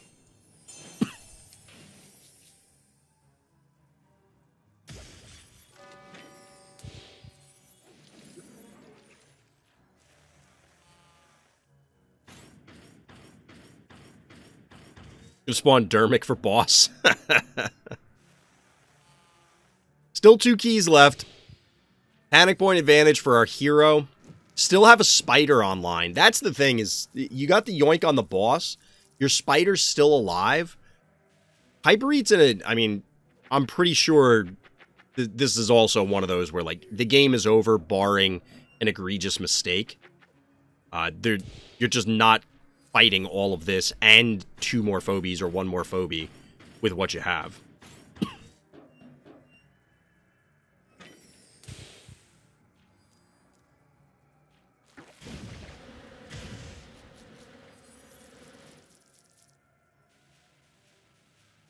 Just playing it very patiently. I mean, there's no need. Big She loses this game by being impatient. Such a wacky, hot game. This one was... I think... It's easy to see in retrospect how this went Big She's way. But when you're walking into a boss setup like that, and I'm sure... I think I even mentioned it. Like, we were kind of expecting the Leapercarn to actually hit the boss. But targeting the spider was a very good heads-up play. Because by targeting the spider, it really restricts Hyper Eat's responses in those moments. Whereas, yes, the boss goes in and gets a ton of damage. But if the damage isn't lethal, it doesn't matter that much. I mean, it matters, but if something's alive, it's not like its damage decreases by being damaged. Cheeky wall, yeah, just lock him out here. I mean, it's the right play.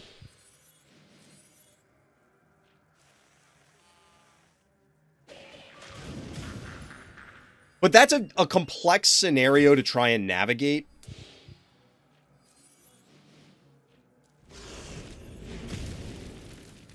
Yeah, I'm generally of the opinion... Now, I don't have boss, but... And maybe I don't want to put words in people's mouths. But I feel like boss is generally going to be better than 3.0. But at the same time, like, it's difficult to argue against the lob. Like, the lob is a lot of value. But again, also, one extra, like, even a one key difference can be a big deal. Are the boss on the same level? Well, we'll have to go back in and look. We'll have to go back in and look. I didn't pause it quick enough.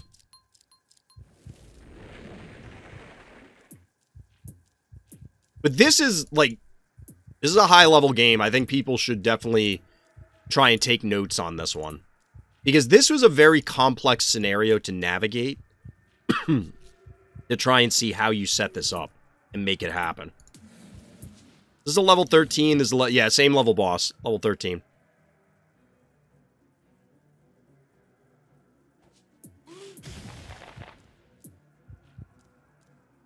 I mean, like, this turn...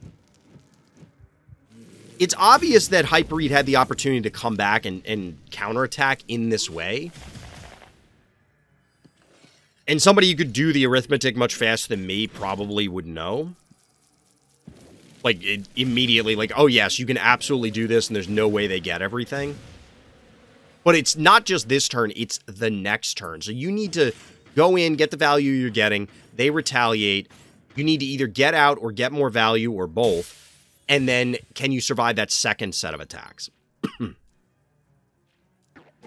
Boss is way too much HP. Honestly, I kind of feel the same way, Akune.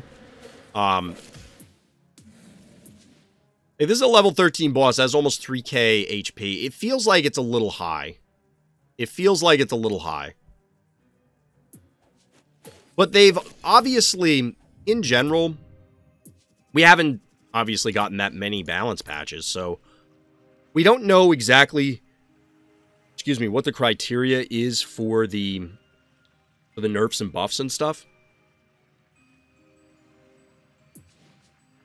But it feels like boss is on the higher end for HP.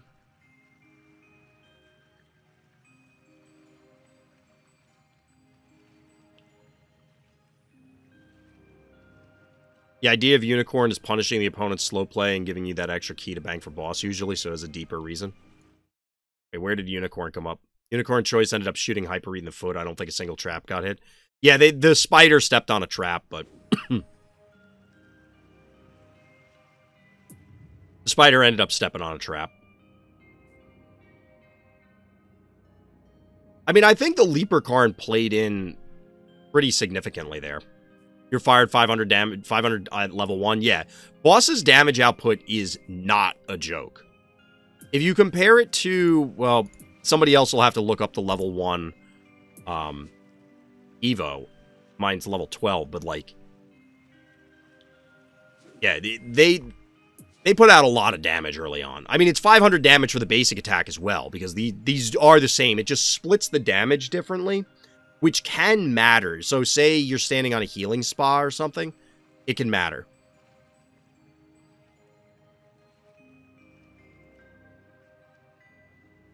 Yeah, I think Hevo's like 375 and 100 fire at level 1. I could be wrong.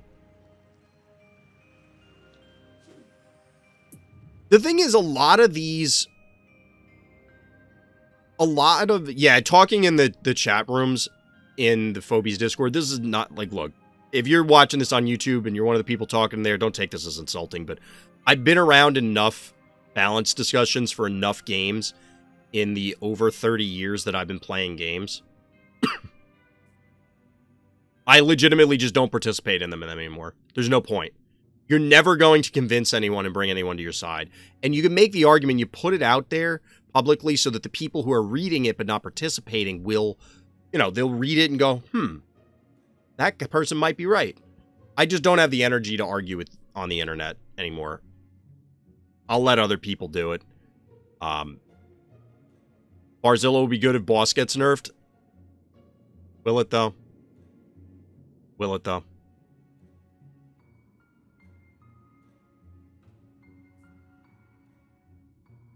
Birkin is how in the top 10 people tease each other. Most of the people, especially in arenas, got there by playing tricks, like Claus would say. We kind of mastered them, so in a nasty way, how to destroy each other's plans using Firkin. I mean, that makes sense. That's why I don't think that... yeah, Barzilla is just a big dummy that punches good. Boss would have to be really bad to suddenly make Barzilla valuable, I think. The thing about Firkin and these other phobies is that they are niche, but that's kind of what, like, what Hakune is describing is what I think the devs envision Phobies is supposed to be. I think the devs envision that the Firkins of the world, I mean, hypothetically, like Rusties, these other niche phobies that don't get a ton of play show up in these scenarios where it's, okay, I know player X prefers this sort of strategy, so I'm going to get this thing online either now or over the course of the game to counter that game plan. Firkin becomes meta when you know the opponent knows how to play abilities properly.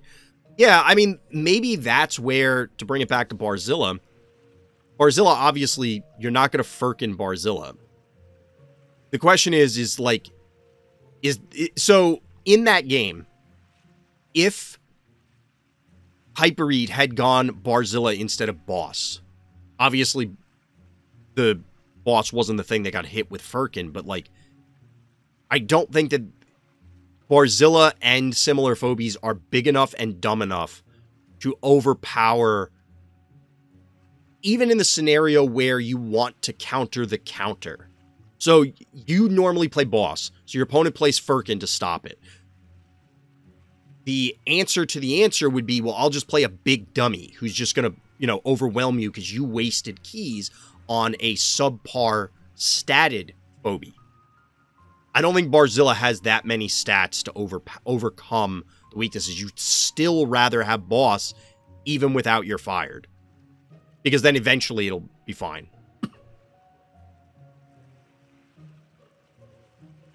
Exactly, Akune. Firkin was a meme before because people just, like, the reasons for Firkin did not exist in commonly in games. Now they do. I absolutely agree with that. You left the Discord server because you're tired of hearing the same discussions about ultra rare spamming and similar nonsense. That is... what's funny is, so, and I'm not putting words in anybody's mouth, but people love to complain about modern gaming and, oh my god, this new generation is so whiny and that kind of crap. First of all, I don't buy into any of that shit, because every generation complains about the successor generations. Every future generation is always going to be considered lazier and more whiny than the previous generations, regardless of merit. That goes as far back as, I swear to God, stone tablets. There were stone tablets that were found with engravings from ancient civilizations complaining about how lazy their kids were. And I'm not making that up. That's a fact. It's the same thing with gaming, and it's the same arguments that always happen. You will never get away. Any game that has any collection aspect, like Phobies, you will never not have that argument. It will always be about, well, they had a bigger collection, so they won. They had higher leveled stuff, so they won. They put in more money, so they won. Now, yeah, that could be true. It would also be true that you suck. Like, multiple things can be true.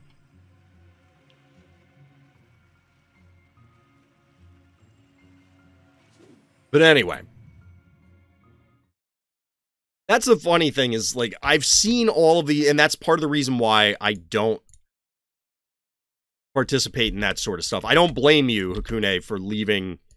Like, I wouldn't say leave the Discord, because you could just not read the discussions, or, you know, only participate in them when you feel like it. But I stopped participating in those sort of things, and not just, like, Phobies, but, like, any game, because, like I said, I'm not going to convince these people. I still talk about it on my stream and things like that because I think it's valuable to talk about these things. But it's in a more controlled environment. I'm not going to sit there and get 50,000 notifications because somebody's slamming and rolling their head on their keyboard, frothing at the mouth, raging because they disagree with me. Ultra rares are like queens in chess. Queen is there and play them. You refuse, then you just decide to play chess without queens, your personal choice. I mean, it's not the same. I'm sure someone's making an idiot argument like that, where they're refusing to use ultra rares or something like that. But it's not quite the same because, well, if boss is broken, not saying it is, but like, let's say boss is super broken. Like, worse than old original beauty. Something like that. I'm not saying it is, but let's, for the sake of argument.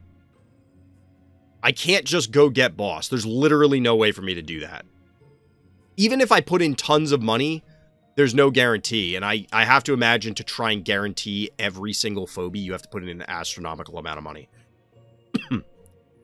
There's just no, because there's no crafting system, you don't even have that argument. Oh, well, I'll get rid of my Speedolas and my Hydras and my Rusties or whatever, you know, like stuff that I don't think I'll ever play, and I'll go craft a boss. You can't even do that. So, like I said, there are several arguments that come up with this sort of thing. They're pretty much always the same arguments across games and across time. It is what it is. Boss only needs a little HP nerf, nothing crazy. I could see a damage nerf, hypothetically. But it depends on what they want to do. And we don't really have, like I was saying earlier, information from the devs as to what's driving when things get buffed or nerfed. So we don't really know what's going to be, like, how good is too good. Because we haven't even really gotten patch notes as far as, like, why things got changed. Just that they were getting changed. Sometimes I'm lazy hanging out in the Phobies Discord, just feeling tired. The same thing unless something interesting happens. I mean, yeah.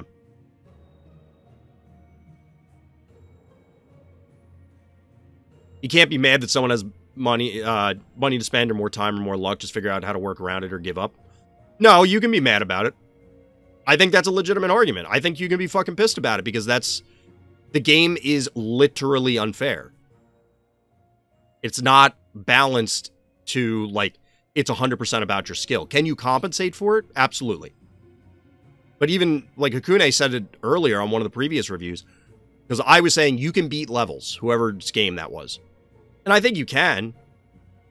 But it's always been, it is an advantage. And it's arguably unfair.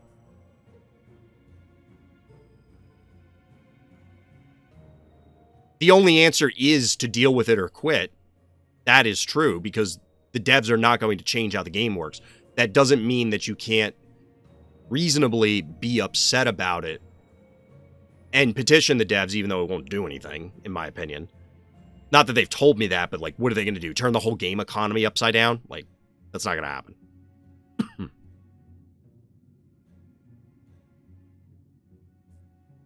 Yeah, Glob could have been a monster, but I think it's only dimensional specifically so that, like, you could hypothetically disease or poison Glob to try and take it down faster, sort of thing. Yeah, Beauty and Boss seem way too tanky for the dimensional theme. And I wonder how much data they have on Boss because it's an ultra rare. You know, like, is that different?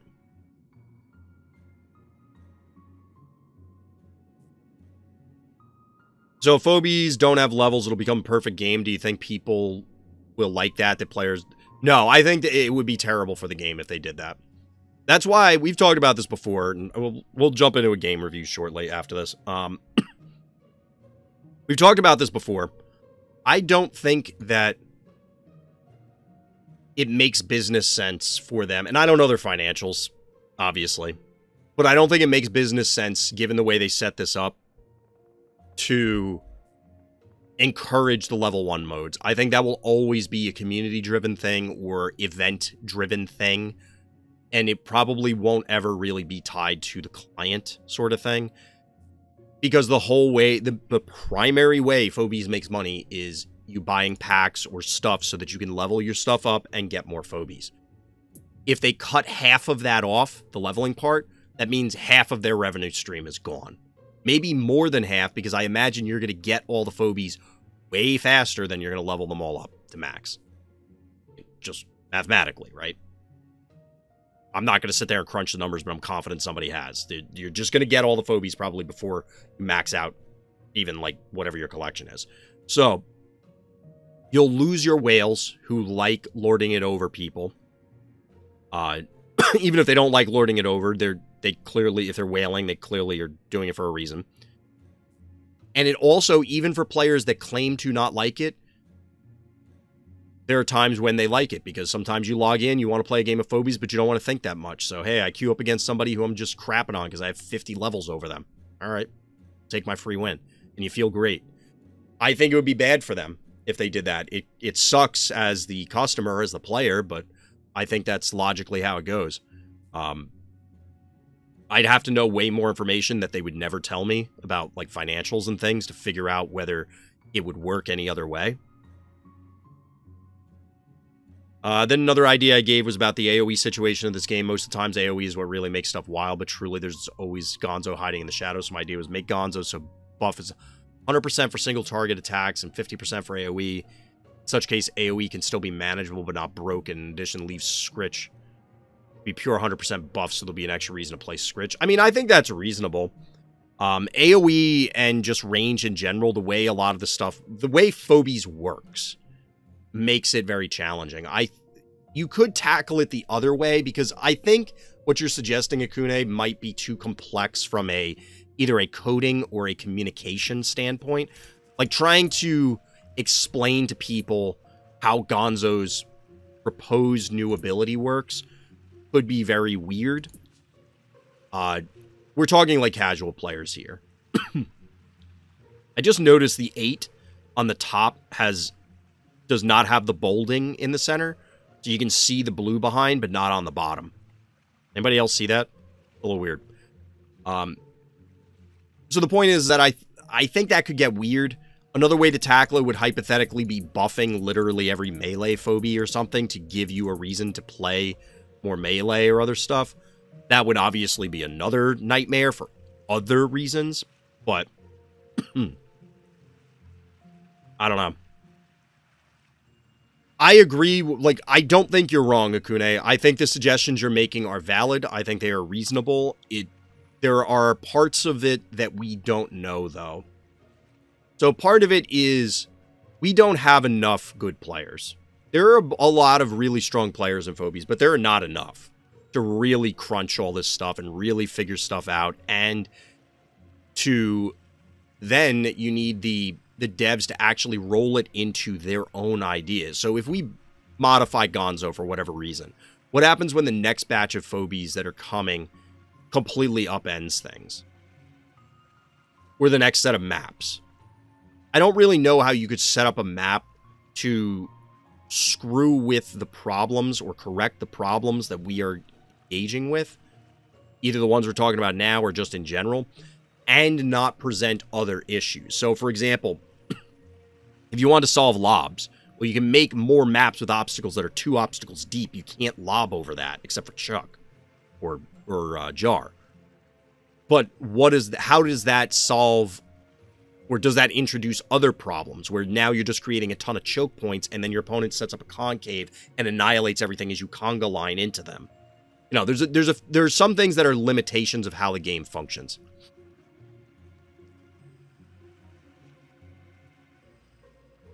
Let's be honest, this game has a minimum requirement of brain usage. Real casual players are in Primal's Doomsday throwing stuff for fun, and that's it. We have to go deeper. We have to talk about different levels of complexity. It's the nature of the game. While I'd agree, it very quickly gets into the business end of things. And while I think that's a valid discussion to have, I do want to get to the other game reviews. So, because we only have a little bit before I'm going to close up the stream. I think that there are a lot of other factors that go into this. So I don't think anything you're saying is wrong, but there's a lot of other things that could modify what can or can't be done, is kind of what it boils down to. Or what they're willing to do. Like, they may not be willing to do any of these things for those reasons. All right, so our hero here is Kratosss. We're back on Hold Still. This time, what happens when you include a break, boop, and pull in one play? Enjoy and thank you. Well, thank you, Kratosss. Or Kratosss, as your name is indicated here. Let's see what's going on. Oh, Urk wanted the other one? My bad, Urk. You do have 3 on here. I'm sorry about that. We'll see how many more game reviews we can get in tonight. I don't know if we're going to get through the rest of them, chat, because there were a lot more that got added. We love Hold Still, apparently. Yeah, we spent some time talking about other topics instead of reviewing games. So we do get the Gravedigger breaks here as well.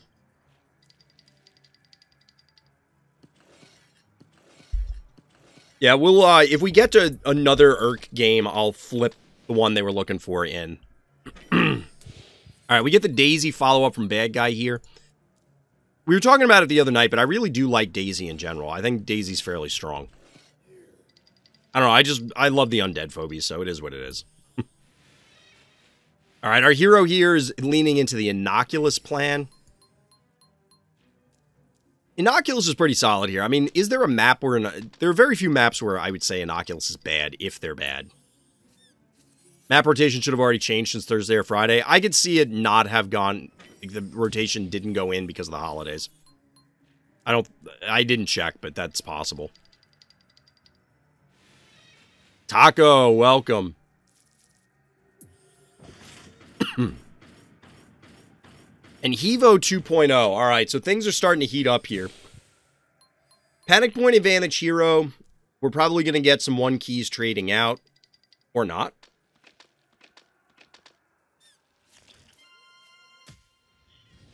I mean, they're going to basically trade out here anyway, but this is interesting.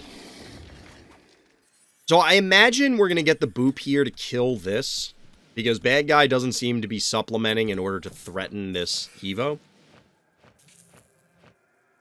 No, I guess they could. So this will be able to reach... No. Hevo goes here and it's safe. So they kill this. Like, they boop here. Yep. There's the boop. Bye-bye. We'll get the elimination on the cat. Oh, there's the break.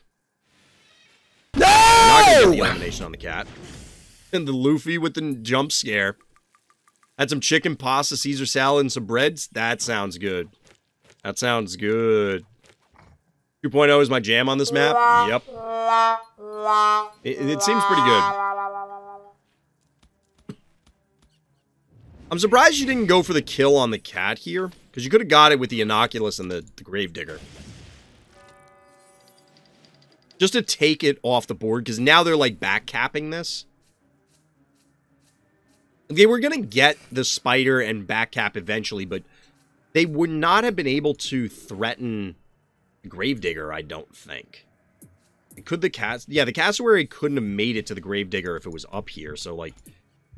You could have taken the cat off the board, is the point. Just remove assets.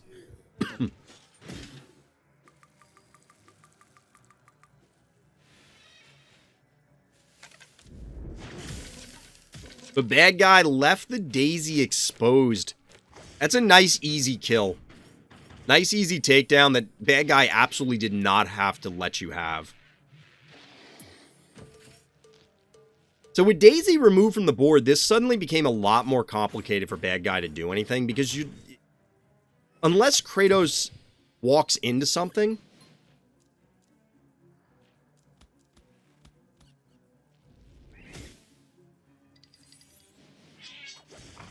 It hit twice with the cat. Oh, were you guys playing, Big She? For some reason, I thought damage on murder was better, and it was later on. Okay.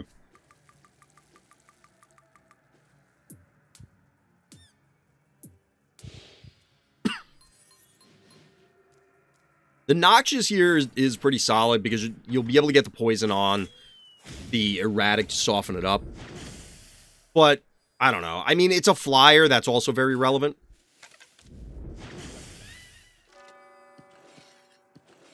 You can't forget about the Mickey Mouse Emperor Palpatine. There were a few people coming in talking about the stream from yesterday as soon as we started, Taco. Took my garbage out to the road, turns around. Saw a cat walking into my house. Well, you now have a new pet, Luffy. Congratulations. Congratulations. Yeah, this kind of seems like a beating, chat. I don't really have much to add for this. You kind of took over the game, Kratos. Like, oh, allergic to cats? Womp wah.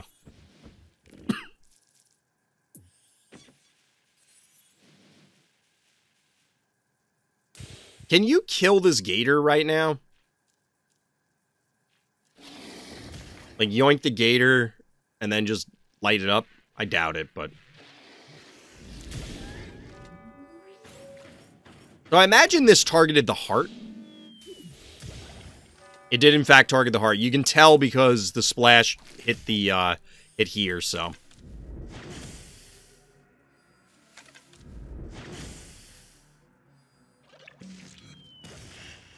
Down goes the errat. Oh my god, chat. This turn.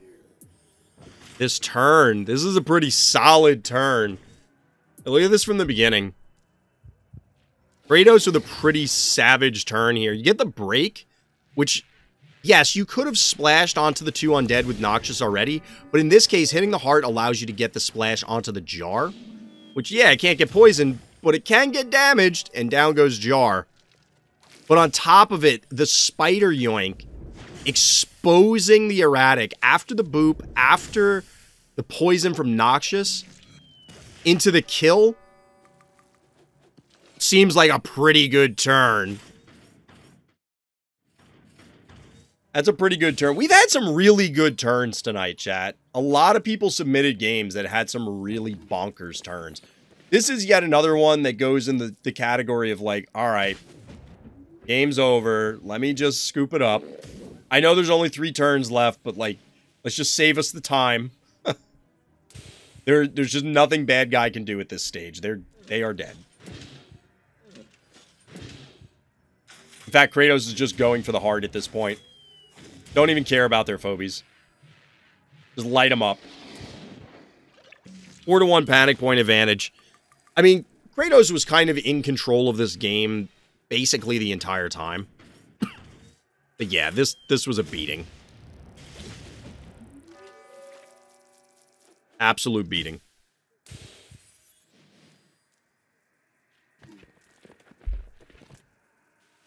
GG. Well played. I'm gonna have some homework to do trying to pull out all these clips.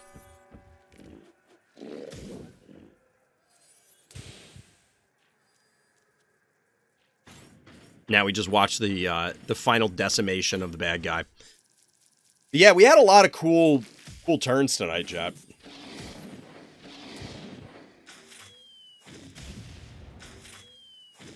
What, are you spreading the love here, Kratos?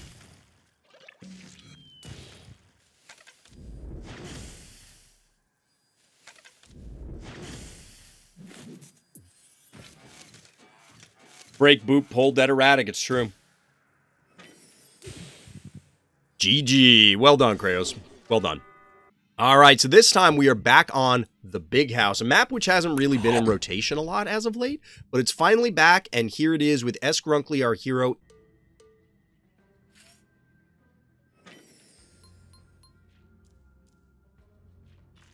So, we're getting some weird openers already. We got Creep into solo cowbell opener. Unbearable? Unbearable? Okay, okay. I can get behind Unbearable on this map. I don't really know what Grunkly has in mind unless they're seriously doing a turn 2 Jeeves. It's a little weird. A little weird. We do, in fact, have turn 2 Jeeves. I mean, it's going to be a lot of early traps. I don't know how Bad Guy answers this. I mean, they banked to 6. There's a number of things you could do to try and fight this, but it's going to get complex. Ice Age gaming. Yeah, it's got to counter the global warming gaming that we had earlier, where it was boss v boss plus Kivo 3.0. That one was, it got heated real quick. All right, sheep is an answer. We'll call it an answer. I don't know about that one. Yeah, get a little chomp action going. Get a little chompage going. Love to see that.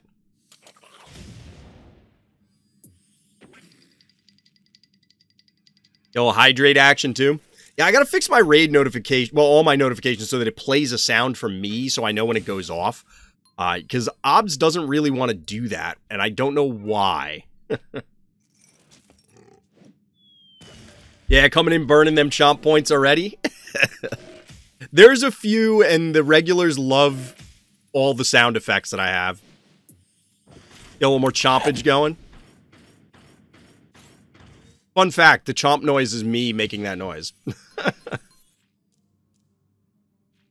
Jeeves is one of my favorite ultra rares. Is it really? I don't think I've ever seen you use Jeeves, Akune. Have I? Or are you being sarcastic right now? Yeah, Jeeves is a fun phobie in general. Now, unfortunately, because of our hero is the second player, we don't know where these traps are. We can make some guesses, but with this setup, like, this is going to be very difficult for bad guy to crack. Because they're going to come in, things are going to get locked in place. Excuse me, and it's going to get messy.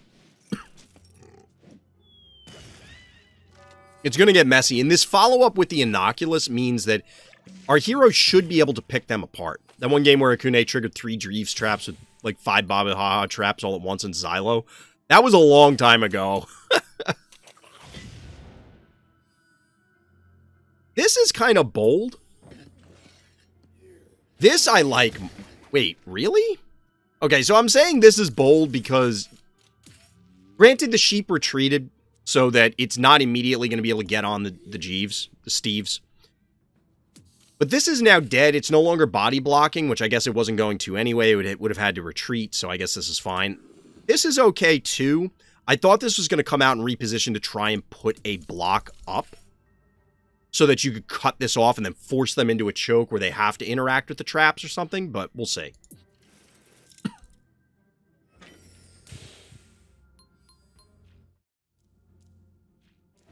What do we got here?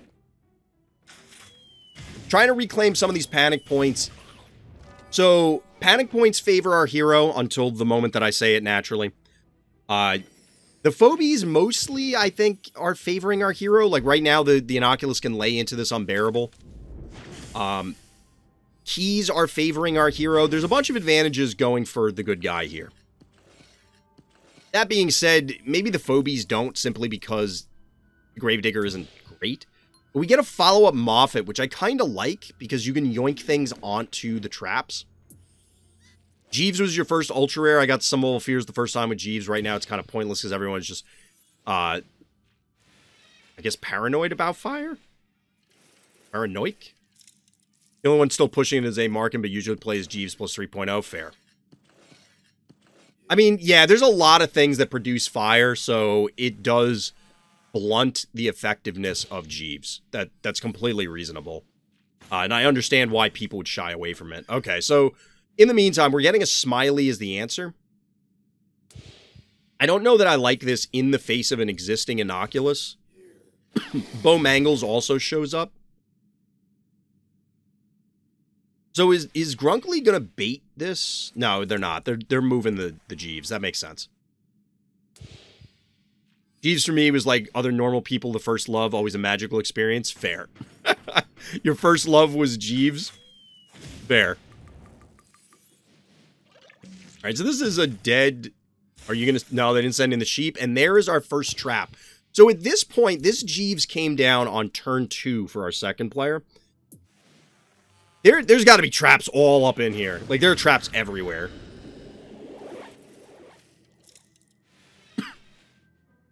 This Smiley is going to accomplish nothing, right? Like, I think this Smiley is going to literally accomplish nothing. I guess it can get the Gravedigger.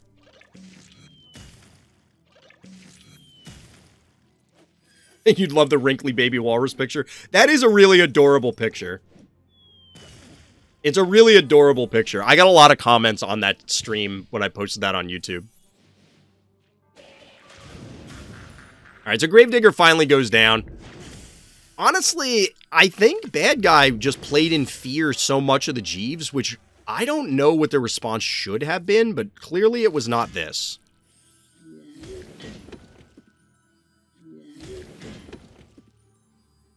Evo isn't free. Oh my god. The permafrost. The permafrost. So the Smiley can now get the spider, but it doesn't matter at this point. I miss Jeeves. I was a monster with that thing. Jeeves is real good. Jeeves is good.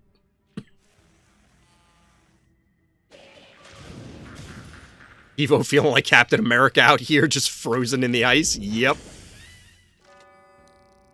Here's why Jeeves doesn't have a mustache. Maybe devs tried to put it on. Maybe it doesn't look good. It could be an aesthetic thing. It could also, like, you could make an argument that it's an undead, so, you know, something like that. But if anyone will let me, Jeeves, I'll freeze your whole career. I was kind of expecting that this game, because there has to be, like, is this sheep going to get frozen? Jeeves has been out here for 1,000 turns. I can't believe there wasn't a trap on the panic point. I'm absolutely stunned. But yeah, this game was over. Like I said, I don't want to say it was over on turn 2 when the Jeeves came down, but Klepto stole Jeeves' mustache. It just felt like Grunkly was in complete control. You could feel the discomfort from bad guy in this game. It was palpable. Like, what were they saw the Jeeves come down and they're like, I have no idea how to deal with that. That's 100% what went through their head. Smiley and sheep against robots. Well, the sheep came out prior to the Innocuous, I think. But then the Smiley came out prior to the Bowmangles, I think. But, yeah, those were not the phobies you needed. Your Jeeves is level 13, and it's almost 3k health. 544 damage, that's pretty good. I mean, it's a walrus. You'd expect it to be pretty tanky, right? It's pretty big. It's pretty big. All right, so our hero here is the ManInYellow, ironically enough, in the blue trunks here on Billy's room. Billy's room? Pretty sure this is Billy's room. I don't know why I'm second-guessing myself. I'm pretty sure this is Billy's room. This is a map I don't really like, but the notes here for this from our hero are boss arriving way too late for work. Let's see what we got. Hold on a second, chat. Oh, my wife was sending me some Discord message. I thought something was going on. ManInYellow is here? As in chat? I don't know. That I don't know. I used Doom in response to a turn 2 Jeeves on this map, and I won. Doom even got the MVP. It's confirmed. Doom playable. Alright, so the opening from our hero here is just solely a cassowary. Maybe he has another nickname. I don't know Hakune, but, like, I recognize his name. I think I've queued into them in async. But the single cassowary opener is interesting on this map. Like, the cat unicorn opener feels like the more common one. We're getting a bunch of damage going down here on this cassowary. Not quite enough to kill it, but enough to make it think about its life choices.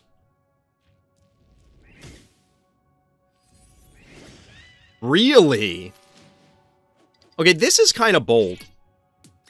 Because you're basically trading the cassowary for the cat. You do have a 2-to-1 panic point advantage, but is that really worth it? We're going to find out, I guess. We're going to find out. So Creep and Bachelor submit supplement, excuse me, the forces of our hero. Like I said, cassowary goes down.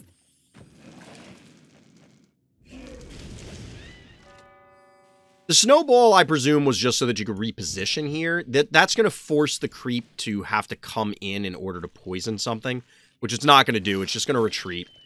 And now it's a triple panic point advantage. Expect an ultra rare from Shadow Force. Well, we know it's a boss, because boss was already foreshadowed in the submitted notes. Honestly, chat, I have used creep a lot on this map as of late. I haven't been, like, super happy about it, but it's fine. The answer from bad guy is a Tickles. Makes sense. Creep is obviously going to have to back off, but the Inoculus here is going to kind of lock down all of this. Even still have the Bachelor on the board, meaning that all of these things are still safe.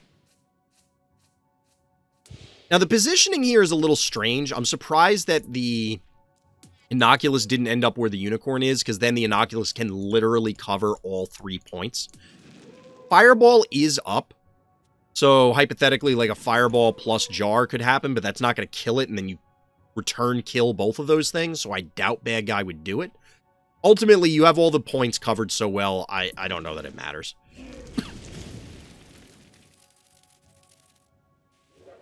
The Bad Guy elects to invade in order to kill the Creep. Creep trading for Snowball seems like a trade you're generally going to be happy about. In fact, it's a triple panic point advantage going the other way now, with the Jar covered from the Inoculus by Stabby. Again, going to force a reposition here.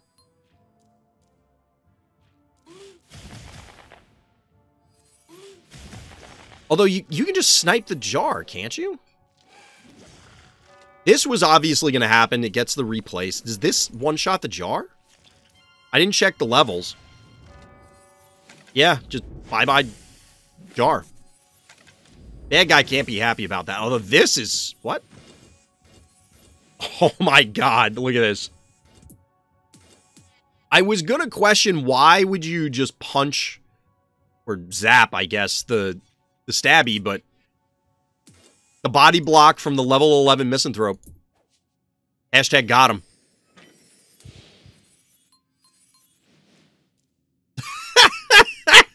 Luffy, what? That's funny. That's funny. Luffy, you're gonna have to go back and watch the VOD from yesterday. You're gonna have to go back and watch the VOD. And let me know what your thoughts are. So the body block from Misanthrope does its thing. We get a Clinica. I mean, our hero here is in a very good position. They've kind of locked everything down at this stage. There's really not much Bad Guy can do. They do have 8 keys. I imagine we're going to see the boss not this turn, but next turn. The Heart Rush Misanthrope on this map memory is kicking in. Yep. Yep. 492. Huh. So Bad Guy couldn't even come in with the Spud in order to pop the Inoculus? Because I was thinking, oh, well, maybe they sacrifice Spud for the Inoculus. But because they can't, this is not an impenetrable line, but this is a tough line to get through. Now you have Unicorn up here locking down these points. You got these two covering these 2 points. This is fine, I guess. But here is the said boss. Now, from this position, I could definitely see a lot of people still start sweating. Because, yeah, you're up by a lot. Bad Guy is hurting on their heart, but they could have, like, a turn or two. It's just a matter of actually getting the value out of the boss in time. But as Onda correctly pointed out, there's something about this map, chat. How do we keep getting these games where we see Misanthropes on the stim on this map? If I had a nickel for every time this happened, I'd have like 4 nickels. Which is not a lot. But it's weird that it happened like 4 times.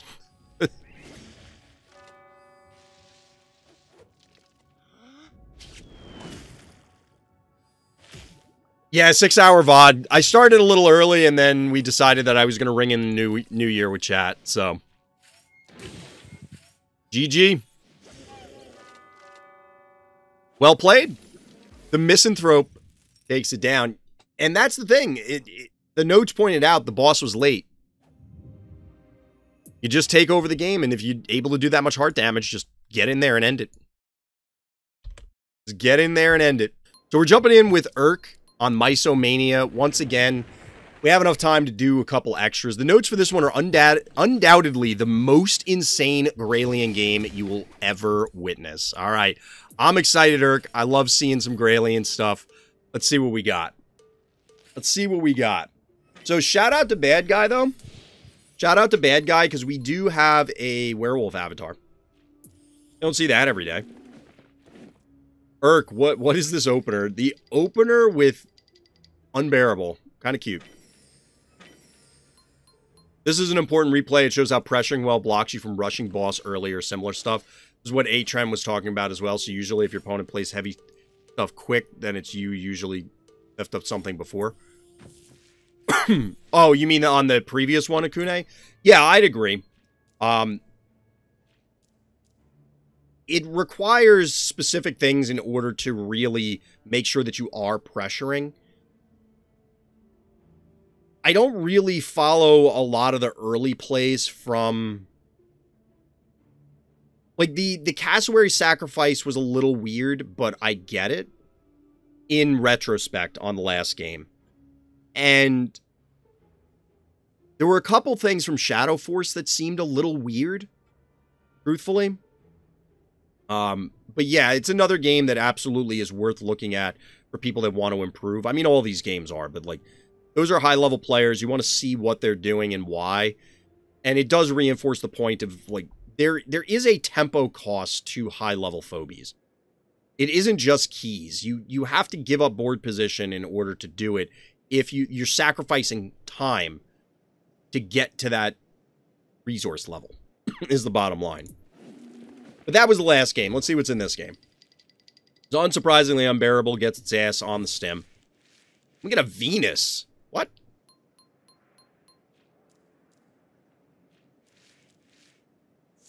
So notably, our hero here is not going for the Gravedigger opener, which is my common one. I like Venus on Mysomania, that's fair.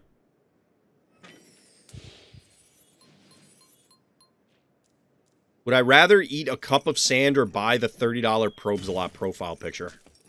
How much sand, like what kind of cup? Like a literal, like the baking amount 1 cup? Or are we talking like tiny cup? I don't really want to eat sand. I'll probably just buy the profile picture. I'm not going to lie. Unbearable is my favorite OG phobia of the more common stuff. Unbearable's fun. It is fun. And speaking of fun stuff, I do want to point this out. That there is an early alligator that's going to end up on this healing spa right next to the heart. Throwing that out there. Mentioned earlier, I don't like destroying the walls on this map because I can utilize it in my favor. I mean, that's fair. It's just, it's worth pointing out that you're not, because most people do exercise the wall breaking plan. So I think it's worth calling attention to. Unbearable's just a slow, big, dumb boy that lobs. True. So here comes the Greylien, the star of our show. Panic point advantage hero. That is notable. Now, this Gator is level 7. Only 500 damage, so it's not one-shotting this jar, if you were curious if that was going to happen. But I imagine the Gator's going to run. Because otherwise, this Greylien should just yoink it, and then it's just dead, right?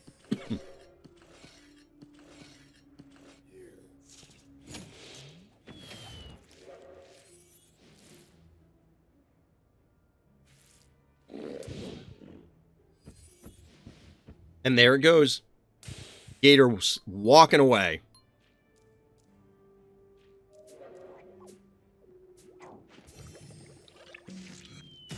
Still getting some more pot shots on this Venus. Another Gesundheit, I don't know. I mention it every time. Well, 2 Gesundheits. I'm not a fan of Gesundheit on this map or many others, to be perfectly honest. I need to just use it more, I think, to try and figure out what I want to do with it, because right now it just doesn't feel good. Like, anytime I use it. Now, this Greylien's taking a beating. When the alien got damaged, one of their eyes have a bandage. Yeah, I think we pointed that out before. I do remember that. Beauty. Oh, baby. What do you have in store, Urk? You got 11 keys. But right now, you're getting the hell out of Dodge. It's funny that it basically teleported from here to here. It didn't show the in-between.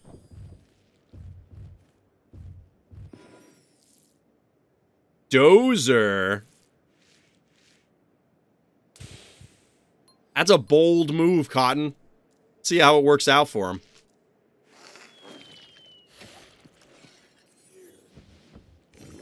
Obviously, Gator reassumes the healing spa.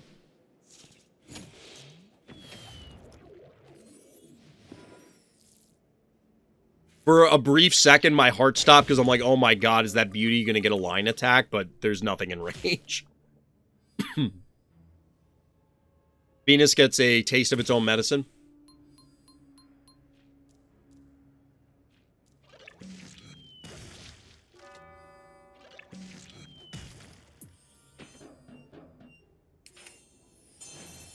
Alright, we get the heal going down. There's still 20 turns left to this game, so we still have plenty of time for something wild to happen. Oh, baby, we get the first Switcher U.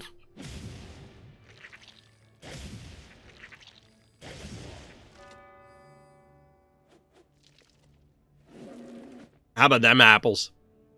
How about them apples? Dozer on the stim to just annihilate that gator. Okay, timeout, Rock Swan. We let the pasta thing slide, but I will not have pizza slander in my chat. I would, if it wouldn't, like, probably end up killing me, because it would just be unhealthy to do this, I would literally not eat any other food but pizza. Like, real talk. It's not even S tier. It's like tier 0. It's... What? I'm afraid to state my opinion on pizza now. I think anyone who doesn't like pizza lives in either the Midwest, the South, or the West Coast. You clearly do not live in the Northeast. Like, you clearly do not live in the Northeast. Because you can't dislike good pizza.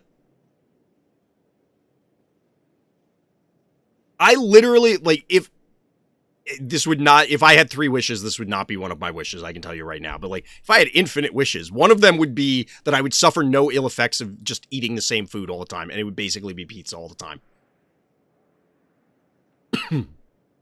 I would eat pizza, I swear to God, I would eat pizza every single meal. I'd have cold pizza for breakfast, maybe for lunch. I'd have hot pizza for lunch/dinner, and then any snacks in between, I'd either be eating cold or hot pizza. Yeah, Beauty can't see. Beauty's blinking. Yeah, the only reason I joke about it is I've been all over the country, and other places do not have as good a pizza as the Northeast. Like, it's just not as good. Alright, so after this, jar does go down. Urk indicated in chat that they sacked the jar. Building their castle here, bad guy is.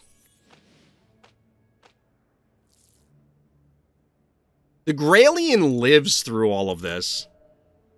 I mean, it was going to, given the amount of health it had, but, like... I changed my mind, pizza is C+.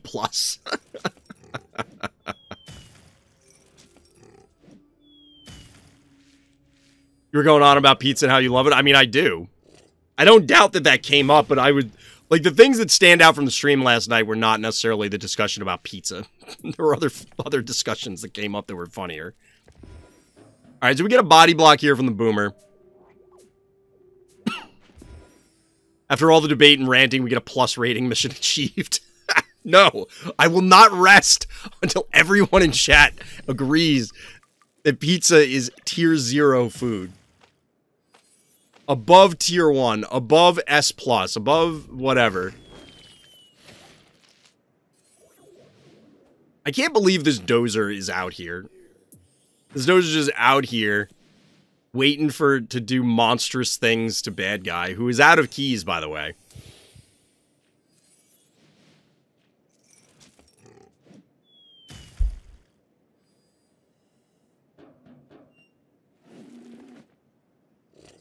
Yeah, but pizza can be a sandwich. This man better not copy my hallway strategy.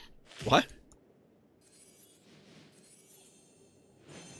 Poison, traps, doesn't matter. Boomer eats them all. Unfortunately, doesn't live to tap the panic point. Panic point advantage still for bad guy. Oh, everybody folds their pizza. That's how you eat pizza. You pick it up, you fold it. If you're from one of those other places where your pizza is like an encyclopedia thick, where it's basically just a loaf of bread with a thin spread of cheese on it, that's just not pizza. Second of all, you can take pizza slices and literally put them on top of each other. And why would you do that? Because a lot of places by me growing up would have like, oh, well, if you eat our double XL, triple XL pizza all by yourself, you get a t-shirt or something. So like in high school and stuff, you go do that. So it's like, how do you do it faster? Well, you just stack the slices and you eat them. You don't fold your pizza. Fools. I guess I never get thin pizza. Thin pizza here is thin and crispy. Gross. I mean, if you get... That's why I said, like, depending on the area of the country, you can't. Created a hallway and filled it with ice traps. Oh, okay, Taco. I don't even remember what's happening in this game. I'm getting so distracted by the pizza discussion. I'm sorry, Urk.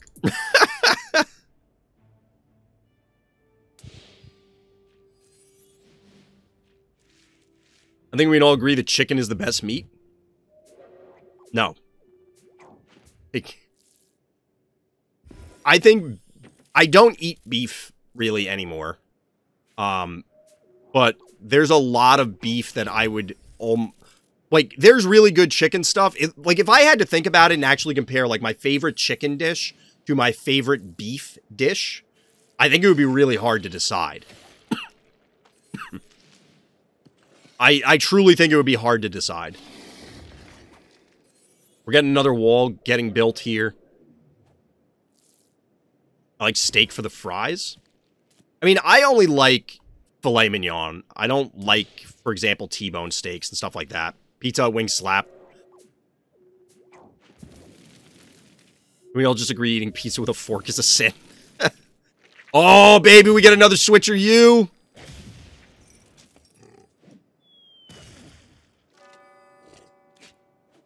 Dozer. No. This is beautiful.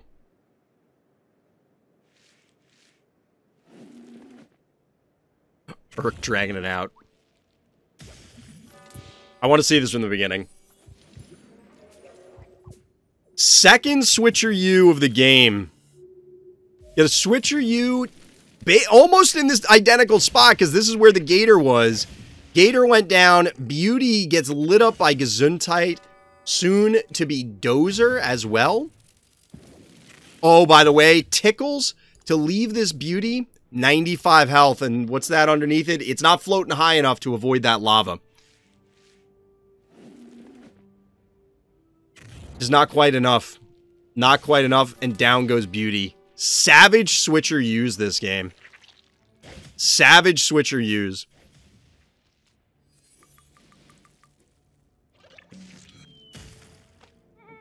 How did this greylien live? There was a Gesundheit right here on the stem ready to... Oh my god, I can't believe this thing lived. Not the last switcher U. That's wild. That's wild. Unbelievable.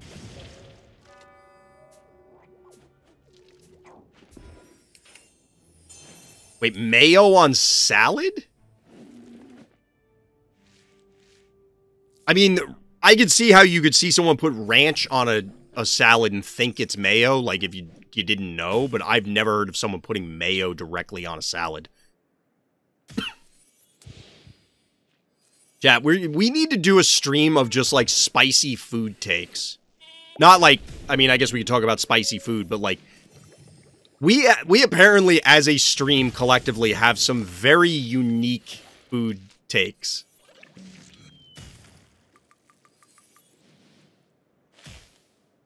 Like that, it's actually wild. Food hot takes right now, let's go. No, I gotta close up the stream soon, so, like, not tonight. Don't leave Dozer on lava, he's gonna turn into bread. Does that make him stronger, though? Is he bigger, faster, stronger? This Tickles is getting around, chat. This Tickles is eating 2 traps. Okay, I had this thought offline, chat. What if Tickles or other trap-eating phobies, when they ate the trap, they got healed or they healed your heart?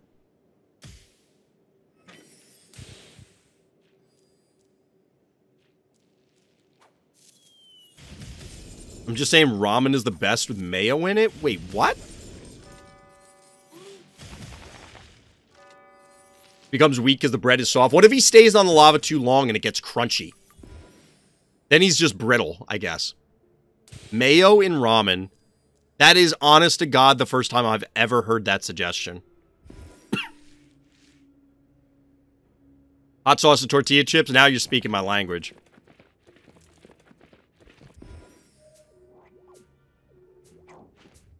Not that top ramen, like, soup stuff? Okay. I kind of figured that because I'm like, you know, like those ramen cup things, just pouring some mayo in there.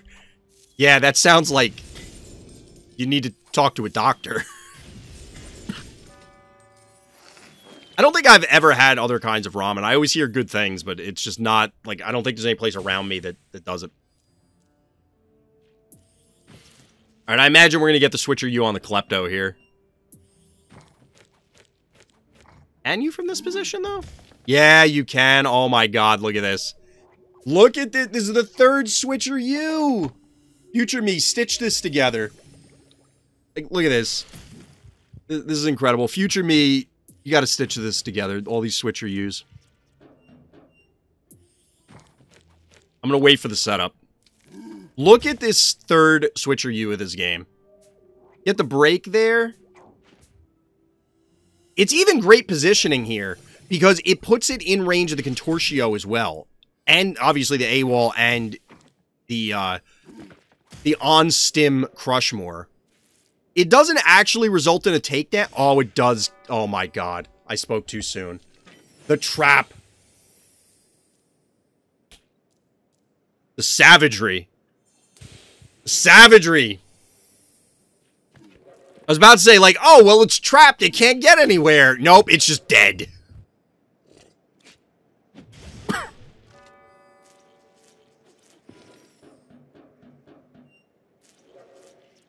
This was yet another game. We had a number of these tonight where it's like, this game was over a while ago. I don't think it was over with the Gator Switcher U, but, like, this is a good stream now. Oh, it was bad until we started talking about food.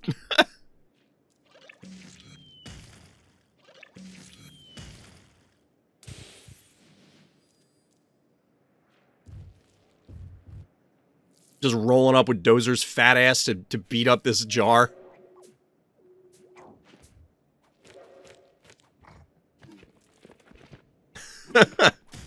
Don't worry, I still had all these, is what this is showing right now. Bonk! Get wrecked. GG. GG. That's fine, Rye Bread. I'm just messing with you. Never eaten a taco before, but they... You've never had a taco? Okay, tacos are real good. We actually finished exactly 10 games tonight, chat. There are a number that are ready to go for next week, including the one dogewhal submitted that really wanted to get some feedback on, so we'll save those. Hopefully there's not a patch. Burritos are better? I don't know. I love burritos, too. I don't know if that's like asking a parent to decide between their children or something. Wait, how have you had burritos, but you've never had a taco? Yeah, like, if you have the opportunity, eat some tacos. They're good. Chad, apparently there's a food stream. We do have food digressions a lot. Burgers or burritos? Like, are you asking me? I mean, I'm not gonna live without them. You know what I mean? Like, that would be really tough. Food Friday streams? I kind of want to make it like a channel point redemption now. Yeah, like taco truck tacos are real good. They're real good. I honestly think a lot of places can do... Like, I've had way less bad tacos in my life than I've had bad burgers. I've had a lot of... It's really easy to fuck up a burger. Like, really easy. All you have to do is overcook it, and that only takes, like, a minute kind of thing. Whereas tacos, it's like verging on impossible, I think, to screw them up. Now, I prefer soft tacos to hard tacos, but I think you could easily, like, you know, you put some chopped meat in, you put some cheese, you put some lettuce, you put in some sour cream, you put in, like, you can put in a ton of stuff. Commentary YouTubers have enough evidence to cancel me now. No. No. I hope nobody takes this to heart and, like, nobody thinks that anyone actually gives a shit about, like, I don't like this food. Like, I'm gonna give people a hard time, but, like what you like or don't like what you don't like, who cares? It's not a big deal. I hope nobody takes it personally, I guess, is where I'm going with it. Although I was physically hurt when you said you don't like pizza. I was actually, it took my breath away a little bit, and I'm not exaggerating.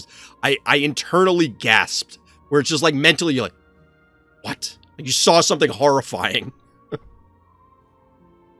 My brain couldn't process it.